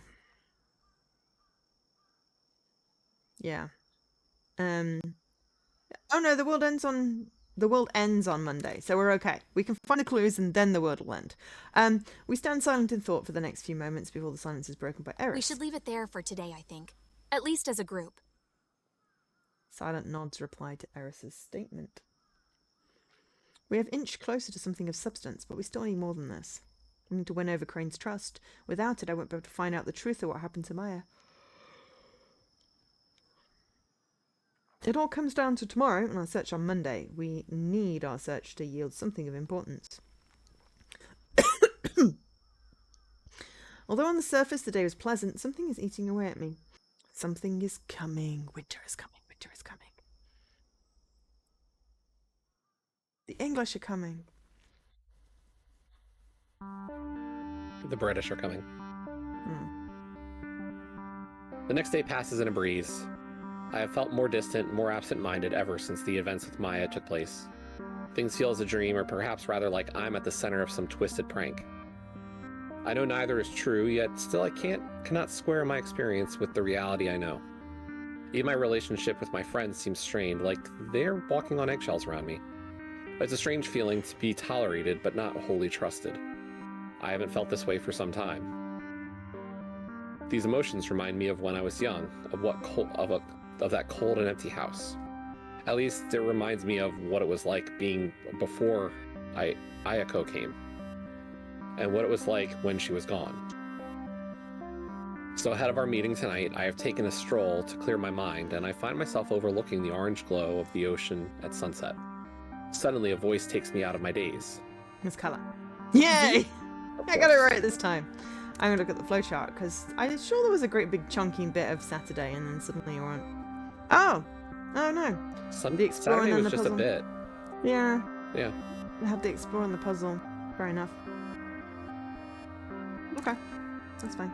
Miss Keller, Fancy seeing you here. we've met here before though, haven't we? Really? When was that? It's a lifetime. Ugh. Wait, no we haven't, but what is this feeling? Oh wait, sorry, just be deja vu. I think that must have been someone else. Right. Anyway, are you feeling better now? I'm feeling fine now. Though I'm sure there are some strange rumors floating around about me now. I wouldn't worry about that. People love some drama. They'll forget all about it soon and move on to the next thing. She doesn't deny it, so it looks like I'm right. She must have heard them too. I could have really used your help, though. It's too bad I only just saw you now. Why? What do you mean? I had a research report that I really could have used your R value for. Knowing about how you hit your head, I couldn't exactly chase you up for a head scan, could I? It's too late to incorporate it in now anyway, so we have taken a different tack. Why would my R value be so important to your report? Oh, it probably isn't. Don't worry, you're off the hook for now. What's in the other two timelines? She's oddly contradicting herself there. Also, they know what his R value is. It hasn't changed. Is there something Maybe about it the suddenly did. Maybe. Anyway, I couldn't help but notice how glum you're looking down here. Everything okay? As well as it can be, all things considered. And how well is that? I don't mean to be rude, but why would you care? Oh, and why shouldn't I care about the well-being of one of my students? Why should you? That's the better question. That's quite the pessimistic attitude, isn't it, Zeke? More realistic. How much care can an instructor really have? All your types really care about is your research. I've seen it with our other instructors, and I can't think why, but I feel deep down Miss Cullo is no different. I'm sure she would put her research above everything else. It's true that our research tends to take priority, but it's a stretch to suggest we can't care about anything else. It's possible to prioritize our research, whilst also taking care of our students' well-being needs, wouldn't you say? I suppose it would depend on how much those two things oppose one another. Miss Cullo pauses with a look of conflict painted on her I face. suppose we should both be thankful those things aren't in opposition then. They aren't? I don't know what's leading me to say this, but I just have this strange feeling about all this. It's not that I don't believe her, it's just I don't trust where her priorities would lie if push came to shove. No, Zeke, they aren't. She speaks with clarity and certainty. In all honesty, perhaps they could have been. I'm far from a perfect person. Why is one of the lamps white and not yellow? It's bugging me. Who knows what other It's off. possibilities lie in the multitude of choices that make up our Old reality. Gwent. But I can tell you that I'm not lying Yep. to you. And nobody came in to fix it. Despite the strange emotion, I can also see there's no lie in her eyes. She means what she's saying. You're really not going to tell me, are you? There isn't much to say. You know about the other day. I guess I'm just moping, really, reflecting on all the mistakes I've made like some big idiot. This is just the latest of many.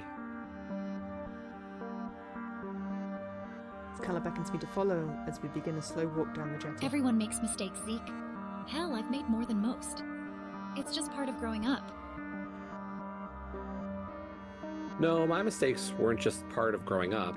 You know, I used to have a little sister. She wasn't my real sister, though if anything, that made us closer. She was part of our family because of me, because I wanted her. What happened to her? It was a car accident. I think if I hadn't hesitated, I probably could have saved her. You're not responsible for what happened, any more than any of us are for the senseless things that happen in the world. Maybe, but I still look back and wonder why I didn't dive to push her out of the way in that moment. Perhaps she'd still be here and I could have saved her, or perhaps we both would have died. Who knows? There's no point thinking like that, Zeke. We can only look to the choices we have before us, not behind us. I know, that's why I'm happy to finally have some friends, to have people that are like my family. I don't have some crazy ambition for life. I know it can be taken in the blink of an eye, and with it all my plans. Instead, I just want to enjoy the time I have with the people I care about, because you can't know when it may end. That's quite the mature way to look at things. Though don't forget that whilst life may be short, we choose the impact we leave on the world when we depart. A little positive ambition can go a long way. I wonder, and I'm just sort of vaguely speculating, if the sister actually existed, that's why he didn't dive to save her, because she wasn't real. He did say she wasn't real sister. I think what he meant to say was biological, but, you know, could have been. It could have been his synesthesia manifesting before with another imaginary person. I mean, the parents imagined her up and adopted her. He created her, and the parents just thought he had an imaginary friend. I don't know, it didn't seem like that. I don't know. It's just, you know, a thing. We choose the impact we leave on the world. What kind of impact did Ayako leave in her short time, and what will mine be? The only thing I'll leave you with is this. Don't live blind to the hurts of the past. Live with open eyes and carry them forward into a better future, so that it won't all be for nothing. Carry them forward? You're not alone. You have people around you who will support you, but you have to be honest with them and give them a chance to know what is really going on. I see. I see. Do you have that in your life, miss? Me? Oh no, I'm a massive hypocrite. Don't you worry about that. Huh? I just wish better for you, that's all. Don't make the same mistakes I made. I can't tell how serious she's being right now. Keep valuing those close to you, and keep looking forward. You're going to be okay. We spent a short while in silence, overlooking the water in a haze of considerations before Miss Keller eventually breaks the quiet. Well, Zeke, I had better get back to my work.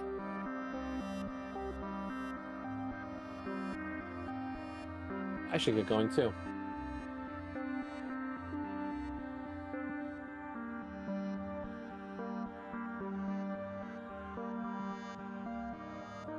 Did you miss a sentence? Thanks for the talk. I think it skipped an extra one. Why am I always so awkward at thanking people? Giggle. All right, bye, Zeke. I'll see you in class tomorrow.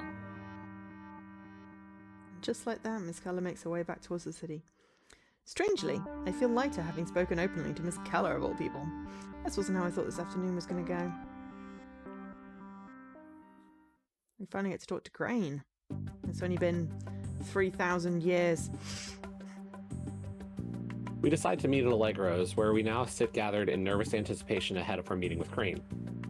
Dinners are cheaper here on Sunday evenings, and having now finished our meal, we turn our attention towards the task at hand.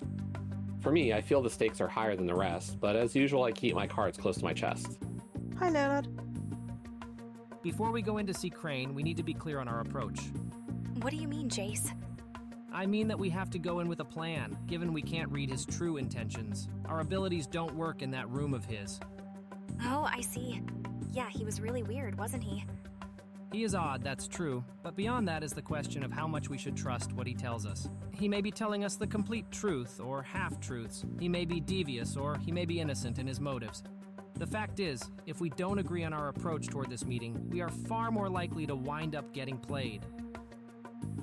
Jace is right. We've been put in a difficult situation, one we have to be very careful navigating. Like I said yesterday, leave it to me to explain the situation with the lab and our search. I'll be sure to win him over. All right then. Hopefully that'll be enough for him to tell us what he was withholding last time.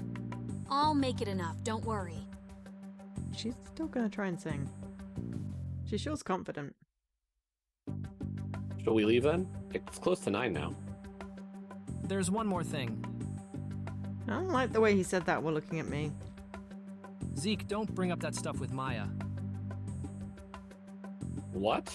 It was what you were planning to do, wasn't it?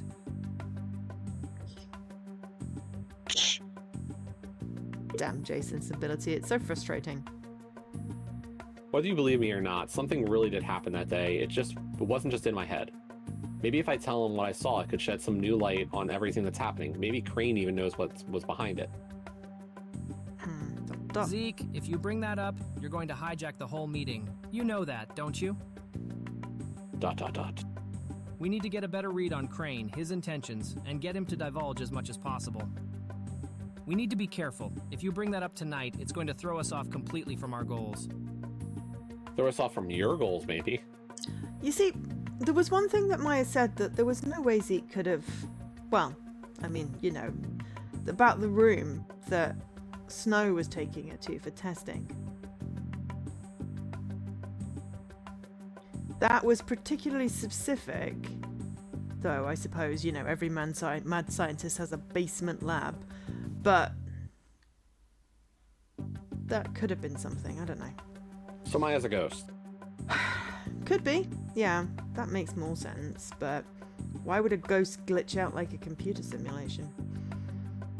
Because she shouldn't be able to interact with our world. Yeah.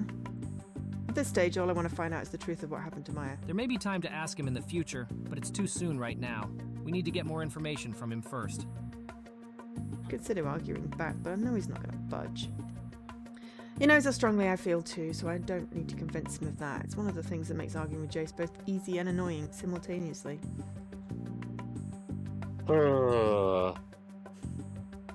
Fine, I'll hold off asking for now. I'm not sure I believe my own words, and Jace certainly would be aware of that too, but it's the best he's going to get. He's right that we need to gauge Crane's motives first. I'll make the call from there if this is the best time to ask him. Well, if you two are done, it's time to get going or we're going to be late. Do do do.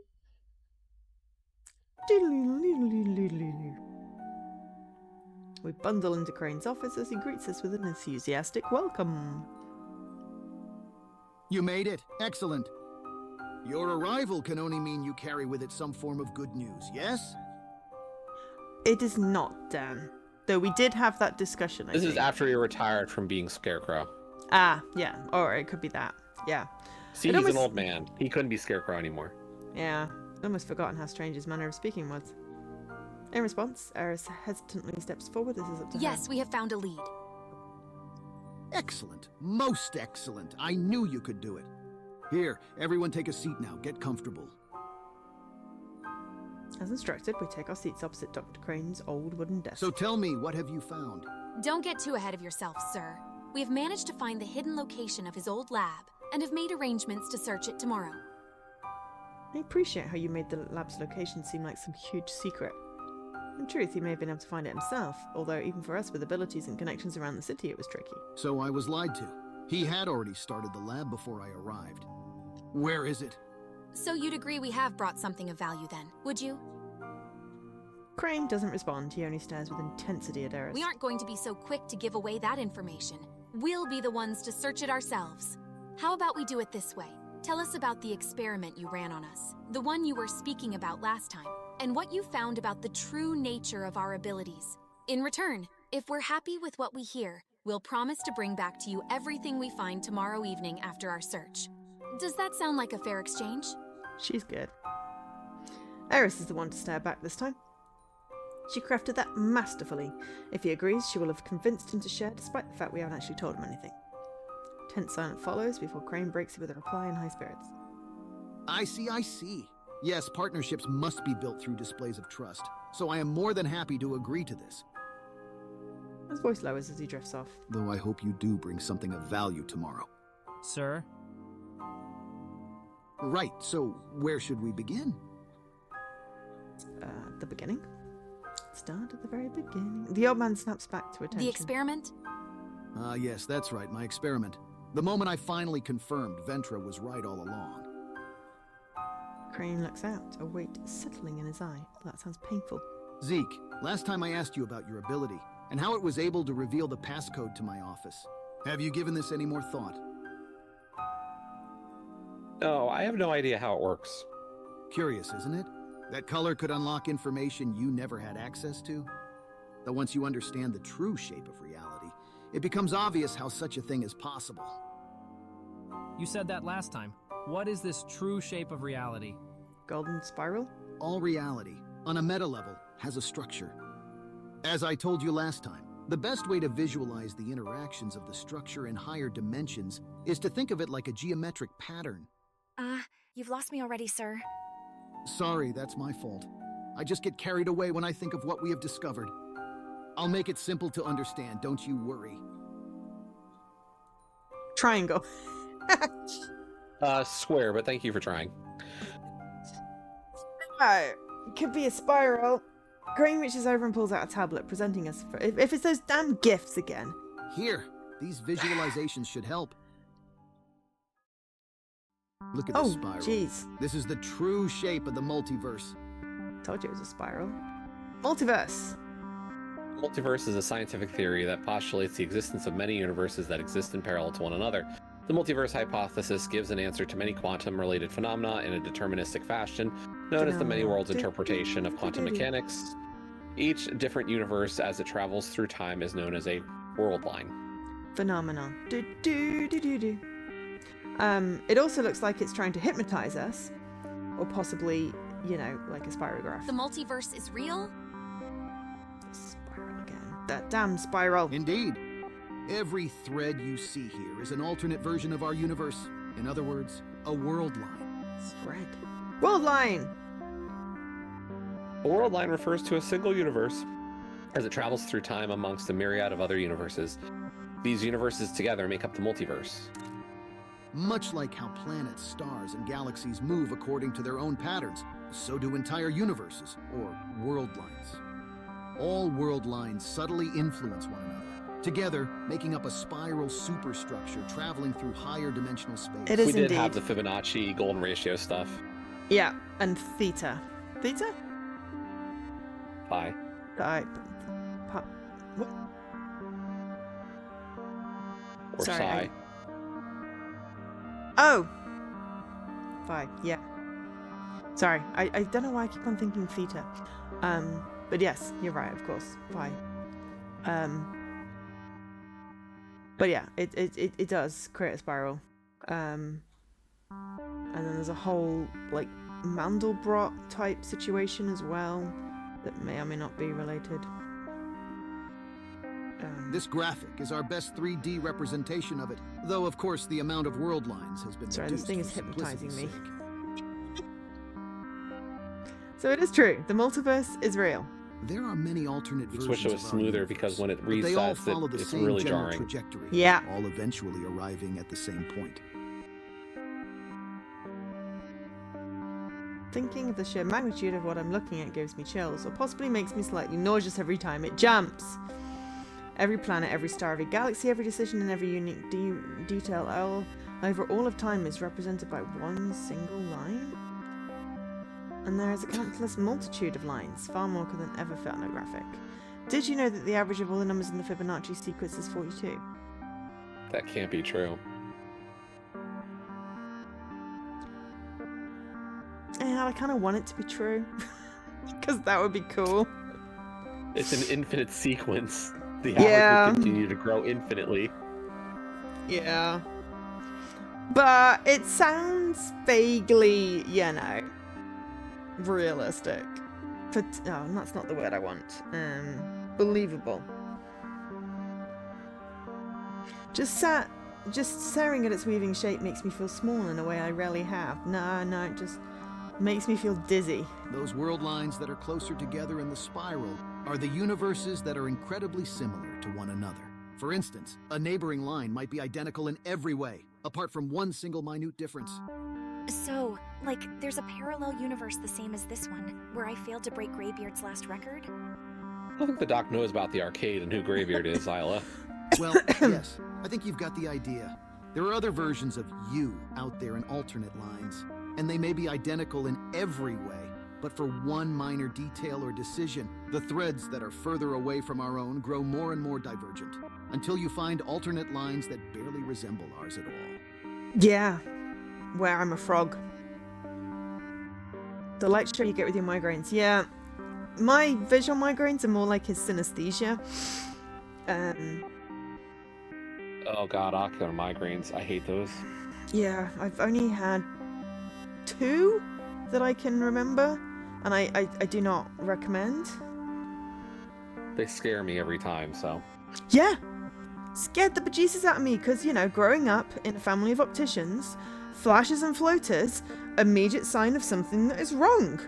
So, you know, my entire vision is degrading into multicolored lights. Yeah, I get scared, but also, you know, can't really do anything because I'm non-functional.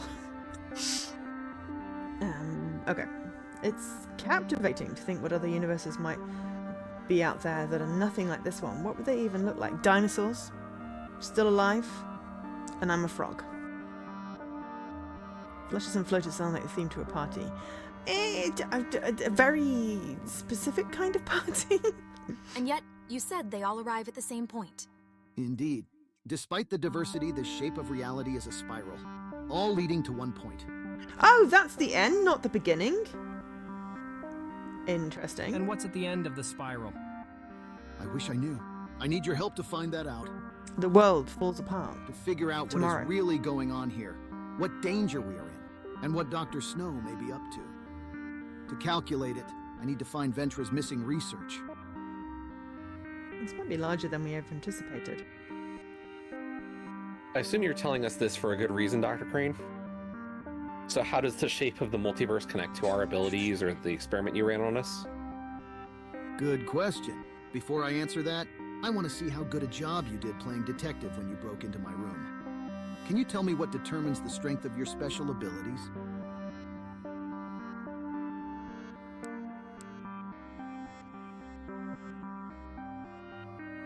The middle one, right? The second one.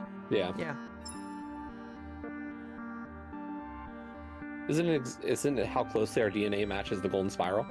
Impressive. That is exactly correct. It is how closely one's It DNA wasn't gonna matches be karma. resonates with the spiral. Those who have their DNA most closely match the ratio of the golden spiral show what we call a resonance phenomenon. Resonance phenomenon. Du-du-du-du-du. Every time. Sorry? Every time. Yes! It's a law! Every time it says phenomenon, you have to go. Resonance is how humans experience the operations of higher levels of reality influencing their own 4D reality, with this resonance often seemingly occurring in supernatural ways.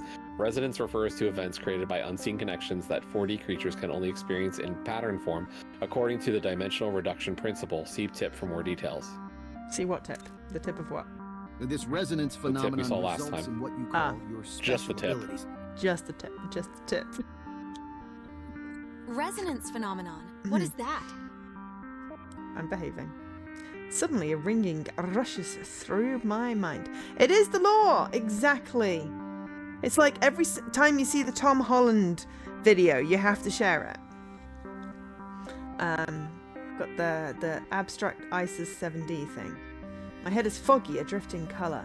Haven't we already had this resonance and higher dimensional stuff explained to us before? The information space is, which we can't see all of, and we definitely have read I this just one out, skipped right? it. Yeah. Yeah. Something about consciousness being the wedge between our world and the higher dimension. Consciousness! The consciousness field. Consciousness is a scientific field in its own right. That's for human phenomenologically functions as a wedge between... That wasn't even phenomena! And the abstract world. All things interact with the consciousness field, and it is through this field that the abstract can be made known to physical creatures. Physical brains tether the conscious field to biological entities to express themselves in the physical world. Yeah, Tom Holland umbrella singing in the rain. Yes. From the celebrity karaoke off, whatever it was called. Lip It is sync the battle? law. The what one? Lip sync battle? Lip sync. Yeah, I heard lipstick and I was like, that's not quite right. Lip sync. Lip sync battle. Yes. Yes. Yes. But when on earth was that? I searched my mind, but I can't think of when that occurred. I guess it didn't. Yeah, it feels so familiar. Was it just something that happened in one of my dreams? I have a strange sense of claustrophobia come over me, and with it frustration courses through me, and it actually did, so that was a weird phenomenon. Sorry. Jace shoots me a suspicious glance. It's probably obvious I've stopped paying attention to Crane. Take a breath and give my attention back to Dr. Crane sitting before us.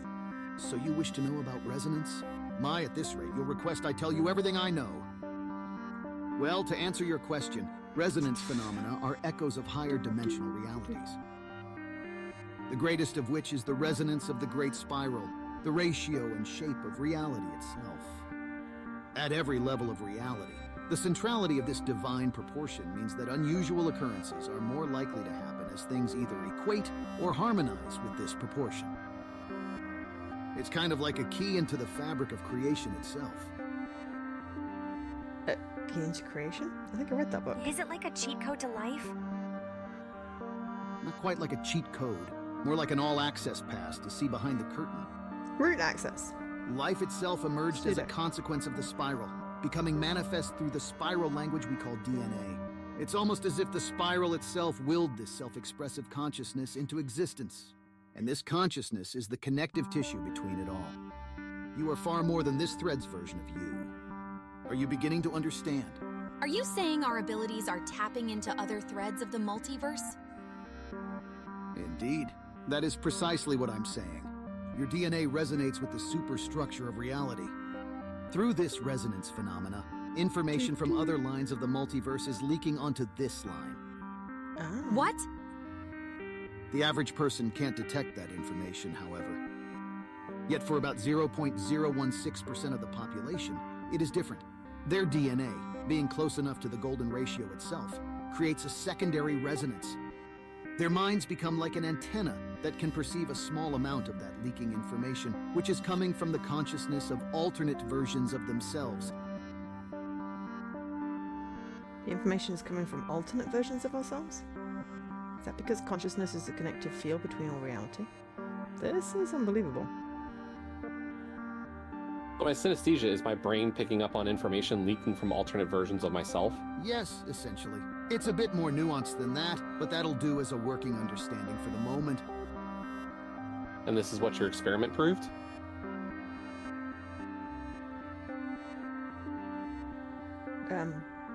My head is spinning. There's enough time for me to pull all the threads of this together. Yes, indeed. All this was theorized by Ventra, but I was finally able to test it. Now the convergence is approaching. Here's how I planned out my experiment. Firstly, I needed to keep it a secret from my fellow researchers, and I also would need to ensure there were no external factors that could influence my findings. I decided to use the passcode for my door here as the bait, that if it was entered correctly by you, Zeke, would be objective confirmation of Ventra's theory. What? That was the experiment? Sorry, I'll be right back.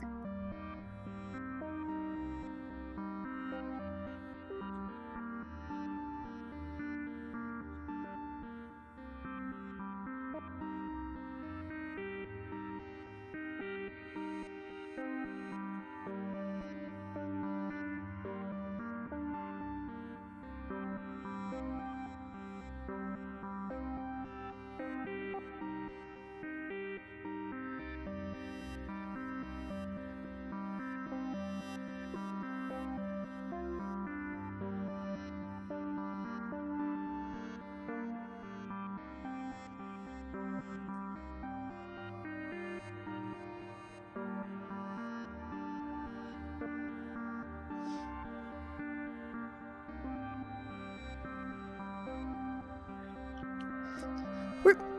Sorry about that. Mm-hmm. Yes, but as you can imagine, there was a little more to it than that. To ensure the experiment's validity, I needed to be sure that only I myself knew the passcode. I started by resetting my door security code to a number only I knew. For the second phase of the experiment, I needed you to have a genuine desire or will to obtain that knowledge. You needed our desire? One of the most important factors to produce resonance is that it has to interact with the will of a person. The information from the resonance travels through the consciousness field, the wedge between worlds. Consciousness field. I think we did that one already. I skipped it. Oh. You just don't want me to go do it again. For the information to cross over from one version of Didn't say anything. yourself to another, there needs to be a strong conscious link, a path made for the resonance to travel through. This act we call conscious reach. Conscious reach. Conscious reach is the term used to refer to an act of will that results in resonance. All resonance is from higher dimensional information patterning with the 3D world. Though specific information contained through the IS may be acquired via travel through the conscious field. Therefore, the conscious reach refers to the link that enables information to flow through this field. Hey, Bilius. That's why I did what I did. I needed to prime your desires sent and us the will to note. create a strong enough connection. So after resetting my passcode, I anonymously left that note under your door. And etched a representation of the golden spiral on my door. Couldn't you have just told us? I don't understand why you were all tricky about it. No, I couldn't have just told you, for 2 reasons. 1, I needed to do it in such a way that I didn't directly interfere, in order to maintain the purity of the experiment and not introduce any form of bias. If I was going to go to all this effort, I had to be sure there was no flaw in the experimental design. 2, I had to set up circumstances so that your conscious reach was strong enough to create resonance. And that's exactly the same thing. It has to be a strong, innate desire, a true reach of your consciousness. It can't just be a suggestion or something forced upon you. Think of your desires as being the fuel source that enables the information to cross over between worlds. Desires aren't easily forged. So that's why he did it. It's true that because of this whole idea, we became quite desperate to find the clues and get through the door once we'd arrived. There's no way we would have been so fixated on it if he just told us to want the passcode. Still, it feels strange to have been tricked and manipulated into this by him the whole So time. it really was you all along. Yes, this was all an effort to stoke your will to create a common connection between worlds. The letter I thought was a particularly nice flair of mine, I must say. And based on the results, it seems to have worked. The final part of my plan was much simpler by comparison. If you never succeeded, I resolved to release my passcode in a second note under your door on Sunday, April 28th. April 28th, which is... yeah. What? But that's tonight. Today's the 29th. Sunday, April 29th. It's literally today is the 29th. That's what I just looked in the Good old flowchart. inconsistency. 28th was Saturday. Exactly. The only way you were ever going to find out the passcode to get through that door was through your abilities. So answer me once again. How through your synesthesia were you able to decipher the answer to the passcode? The colours are information from other world lines? Yeah, that's about where I'm at. Yes, exactly. The colors you saw on the door that night was information from another world line. Your will to get into the office on that night created a resonance with an alternate version of yourself, one who already knew that passcode.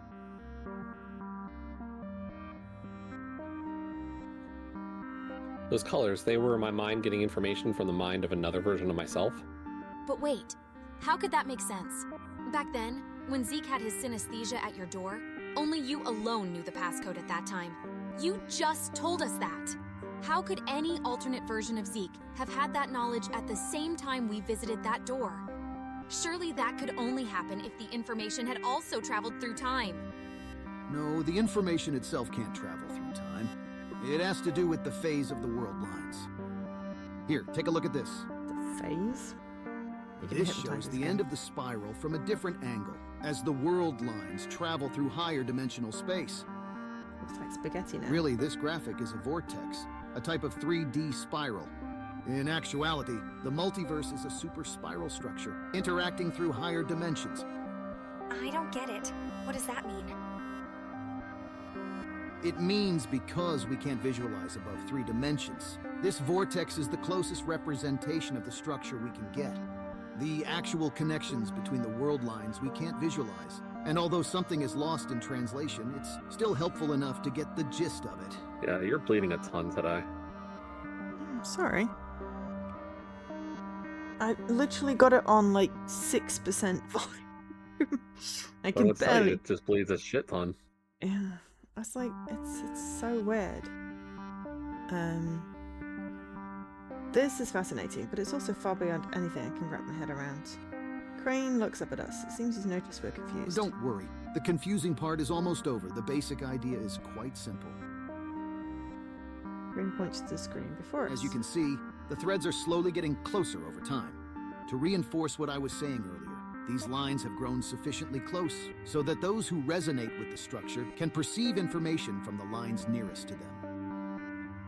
I guess that's why these abilities just started showing themselves. The lines must have been close enough for the information to get through before. So information only travels through from the lines closest to us. Yes, the lines closest to us are the world lines most similar to our own. As I said earlier, most of them are nearly identical up to this point. Karmic impressions from multiple world lines stack up. And if they stack up enough, you are able to perceive some of that information through your abilities as resonance. Karmic impressions? What does that mean? It's just a way of saying that if an event or experience was important enough to an alternate version of yourself, it's more likely to be a powerful enough resonance to jump world lines. Maybe Maya only exists in a different world line. It's the flip side of conscious force. Conscious force is the force you create here in this world. Karmic impressions are the imprints from your alternate versions, stacking up onto the surrounding world lines. Karmic impressions. Karmic impressions are the imprints from alternate versions of a person stacking up onto surrounding world lines, increasing the likelihood of a resonance thing. You gotta say it. You gotta say it. I don't have that word on screen anymore. I don't even know what the word is. Phenomenon. That is why I had to make a big impression with the note I left, being sure I created a large enough karmic impression surrounding it. Consciousness sure is a strange thing. It seems more ingrained into the fabric of reality than we ever imagined. Crane looks out again, deep in thought. I still don't get how Zeke was able to get the passcode, though, particularly if you weren't going to release the code to us until tonight. Right. That's where I was going with all this. Crane snaps back to the explanation at hand. Look at the graphic. As you can see, not all world lines are totally in sync as they travel through higher dimensional space. Many of them are out of phase, running ahead or behind other world lines. This is due mostly to tiny fluctuations in the initial conditions of each world line at the start of their respective universes. Those changes over 13.8 billion years really stack up. In other words, some world lines are almost identical to our own, though they may travel ahead or behind ours by a number of days.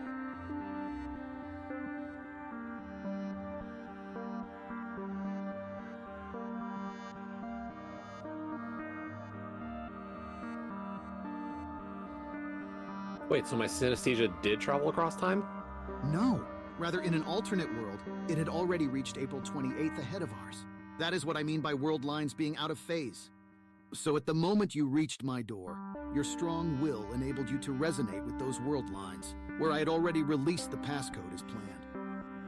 So, is that why I sense things ahead of time? Exactly. Each of your gifts is unique, so the way you process that information in your subconscious varies. Yeah, but what about Eris's? Last time we came here, I sensed someone coming down the hall, just outside your room. Because I was able to sense it coming, we avoided getting caught. Does that mean there is another world where we did get caught? Almost certainly. Getting caught left such a large impression on you that the information was able to resonate with your consciousness. So she here in this desires world. Zeke a ton, Almost like a warning because of what that's was how to she's come. always able to know he's there. Right before he's there. I mean... That's what that yeah. says.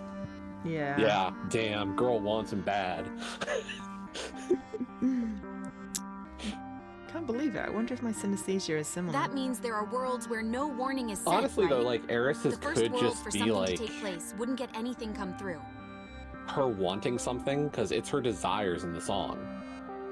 But they're actually affecting this reality. But that's my point, is that it could allow her to jump lines, maybe? Or impose a will into the line. I don't It know. is her desire. But it wasn't a conscious one, it was the one in the song.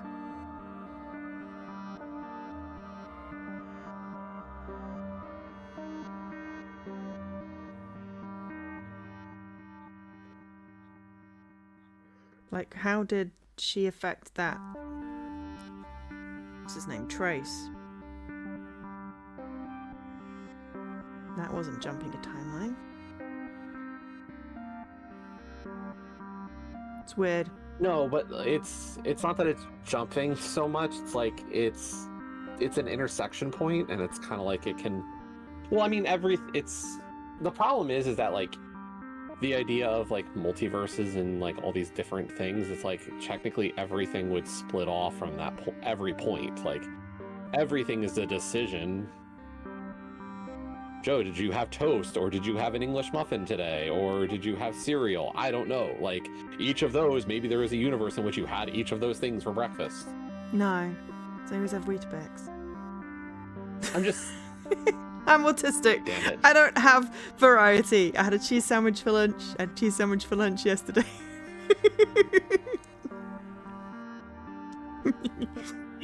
That sort of thing doesn't work on me because I eat the same thing several days in a row and some things constantly.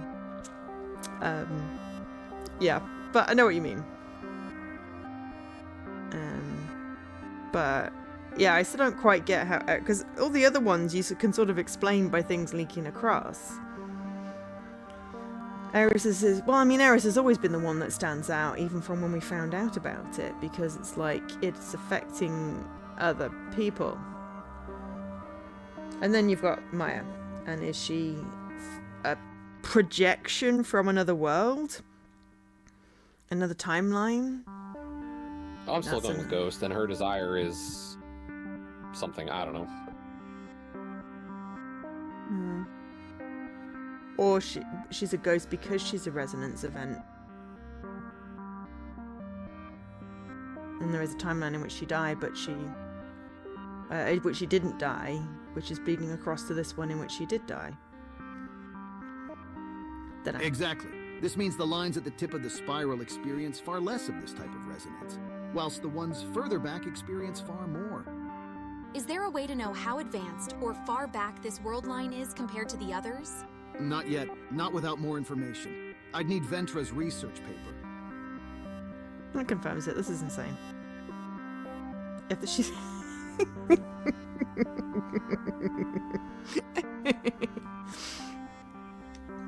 Get out. Okay. You can stay in my stream, Dan. Every time my synesthesia... He is in your stream. I know, right? I was seeing places or objects that had special significance to me across alternate realities, all aggregated into colours. Some of that colour was even from world lines that are further along in time, relative to us at least. And my mind's been catching it all like an antenna. Still doesn't explain the bloody bench. I have sometimes even used that information to my advantage. I should reiterate, only the surrounding world lines close to our own are able to cross the information space between world boundaries. Makes sense. Not only are they further away, but in some universes they might be so different that I don't exist at all. I have to ask, why do we all have such different abilities? Why can I sense emotions, yet Zeke sees color?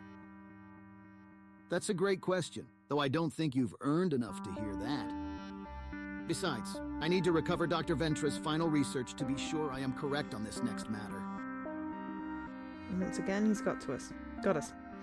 Still haven't asked about Maya, as it never seemed the proper time to interject while he was still giving us information. Quantum immortality, but more like she's an echo of a different universe, coming through when she didn't get to exist in the... I mean, yeah, it's all possible at this point, Vincent. We don't know. We're speculating. All we can do is speculate. I mean, the why of the abilities, I feel like, isn't a crazy thing. Like, each of the abilities is built by a desire. Yeah, exactly. We don't know what Jace's damage is, though. Yeah, but, like, we understand the others, at least enough to see why they would have that ability. Yeah, though... Iris's is still not trauma-induced. It caused her trauma. No, I think she didn't realize the trauma. Maybe. It sounds like, she sounds like the kind of person who on the surface should have been completely content with her life, because all the things that she had with her parents should be things that she liked, but really deep down, they were all hollow. Or it could have just been because she was traveling so much and didn't get to make connections, so her music That's my point. made the connections. Okay. We're on the same brain path then. Yes, like the stuff she wanted was real connection, and she didn't realize she didn't have real connection. Yeah. With them. And then through the song, it became true that the real connection that she knew wasn't there became the true reality. Yeah, but I think the song was based on a film or something. Sure, but that's still, like... It's still the same idea. Like, I think that's still, like, I think she didn't realize it. And I don't think she's actually still come to that realization. Like, I think she's hidden it. Yeah.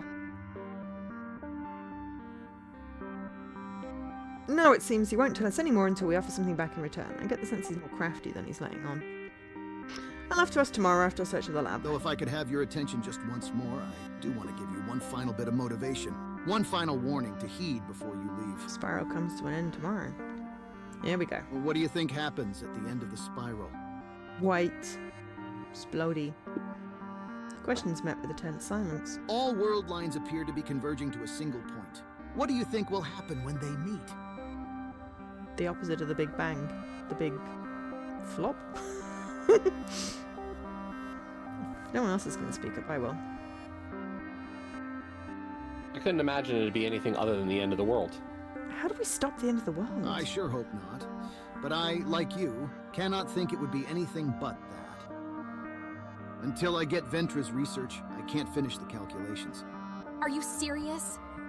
I'm dead serious. If my initial calculations are correct, we may be running short of time as it is, though the margin for errors given my current knowledge is too big to be sure of anything.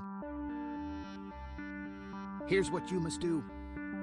Find Ventra's research. Help me finish the calculations and find out what Snow is up to. Everything may be up to us now. We grow silent in response to Crane's parting words. Could such a thing be true? Could our very existence hinge on us finding this research paper? And so our second meeting with Dr. Crane ends in a far more serious fashion. Confusion, and puzzlement marking our minds and conversation as we make the tense journey home. Okay, here's the question. We're at 5:30 or 10:30. And we've hit the dream background. We have indeed. How do you want to proceed? Because we've still got Monday, probably. And then whatever Tuesday holds. Do we get to Tuesday? I mean, I'm assuming that the endings are going to hit Tuesday. That the world's not just going to be end-end. Okay, right, well... So I'm asking you what your personal thought is about how far do we soldier, or do we say we've got to hit a stopping point of sorts? Well, I mean, it took us... Because this isn't going to just end on Monday. This is going to continue into Tuesday. Yeah, we hit 3.5 hours trying to do the purple one, so we've still got Bad End 3 to hit, and then there's a true ending and 2 other endings, and then 3 epilogues. Right. So I feel we've probably got another stream in this for... Yeah, and I'm just wondering how much further we go today. I mean, we said that this game was going to finish up January. Yeah. Like, you and I were on that same page. Yeah.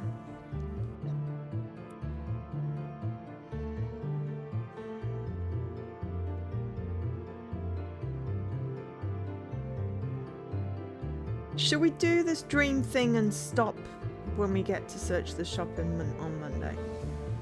That's fine. Okay. As I lie still, my thoughts are invaded by the surreal presence I have felt many times before.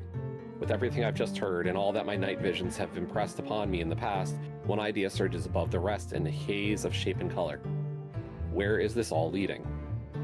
If I'm a pattern, or more accurately, the very thread of the pattern's evolution over time, then what is the end goal? Where do all the scattered threads lead? I'm reminded of what I've just heard, that all the threads of the multiverse are headed to a single point. A spiral destined to reach a single point. Am I the same as those world lines? Are all people the same? Has the path been laid out for us, spiraling to a single conclusion? Or do I have any genuine influence over the outcome? And if so, is this a meaningful destination or just an arbitrary outcome of laws beyond our understanding? And within this thought, the recent words of Dr. Crane ring through my mind. Every action on a world line goes on to influence its surrounding lines. As this happens, people like us are able to build off the lines that have gone before, like how I was able to get the passcode to the door, or how Isla was able to warn us of dangers around the corner. Yet for this to be possible, another version of ourselves had to fail or suffer sufficiently to bring this knowledge over to our world line.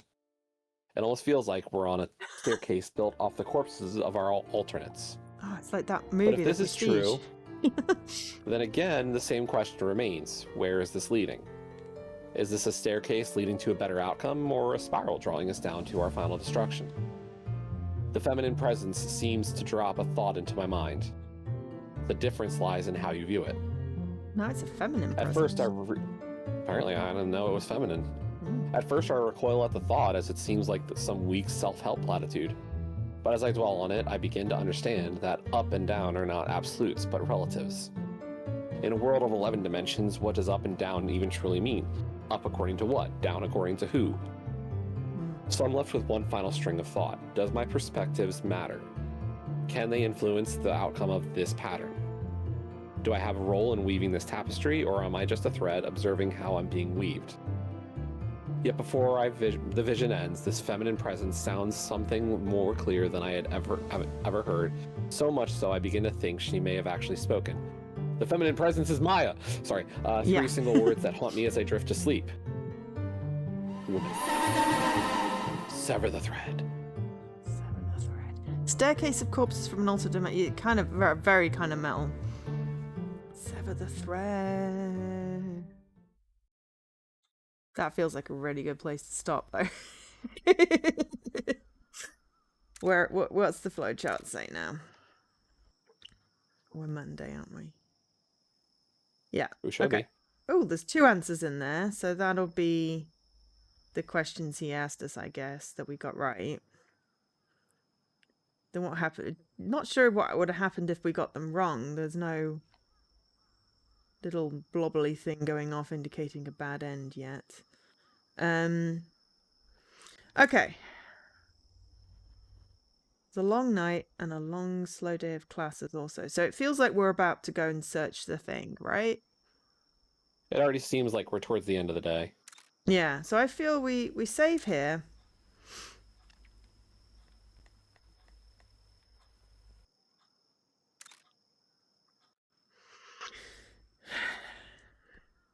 Monday, 30th of April. True. It is Monday, April 30th. True. No, it's not. It's Wednesday, The 4th 21st of the of 30th January. Okay. Oh, we got a new character, Ayako Sata. Ko was the name of the young girl who was fostered into Zeke's family. She became very close with Zeke before she was killed, having been struck by a car at an intersection. Okay, well she gets a... Well, but Maya got a thing, but she has a surname. Which is a different one. Terms and events. I haven't been able to make this actually scroll, so... Unhelpful. Ah! But if I order it, then we got 9K Labs in the research team. Business registry information. So it's just what we found in the thing. Convergence. No. Well, that's the theoretical event. Okay, so now if I set Z to A, oh, world line phase. And that's just explaining the thing you said to us. Physical world. Just because I can't make the scrolly bar work. So I can get the beginning, the end, and the file number. But I can't get any of the other bits. So there's like between 27 and 89. It's a whole bunch of stuff that I can't see because the scroll doesn't work. Okay, so we got one more achievement today. We unlocked the true route. And then we still got all that last lot, but I feel like we call it for today, and then a week on Saturday we pick it up with the search of the storeroom to see if we can find something. One would hope that we find We'll something, find otherwise something. the game is just we're gonna pointless. Yeah. Yeah. But I think we have to probably die one more time. Most likely. Yeah. Leaky, are you able to do /raid, or is that just something I can do?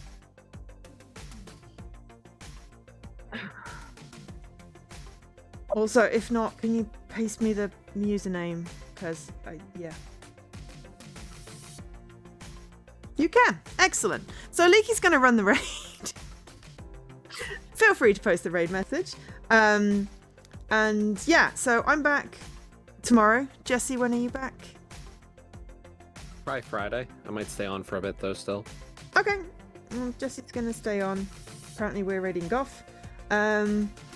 And yeah, I've been Joe, otherwise known as Angel SK, joined by Jesse, otherwise known as the voice in my head. Thanks to I Need Xbox for the game. And yeah, bye. Bye, Joe Stream.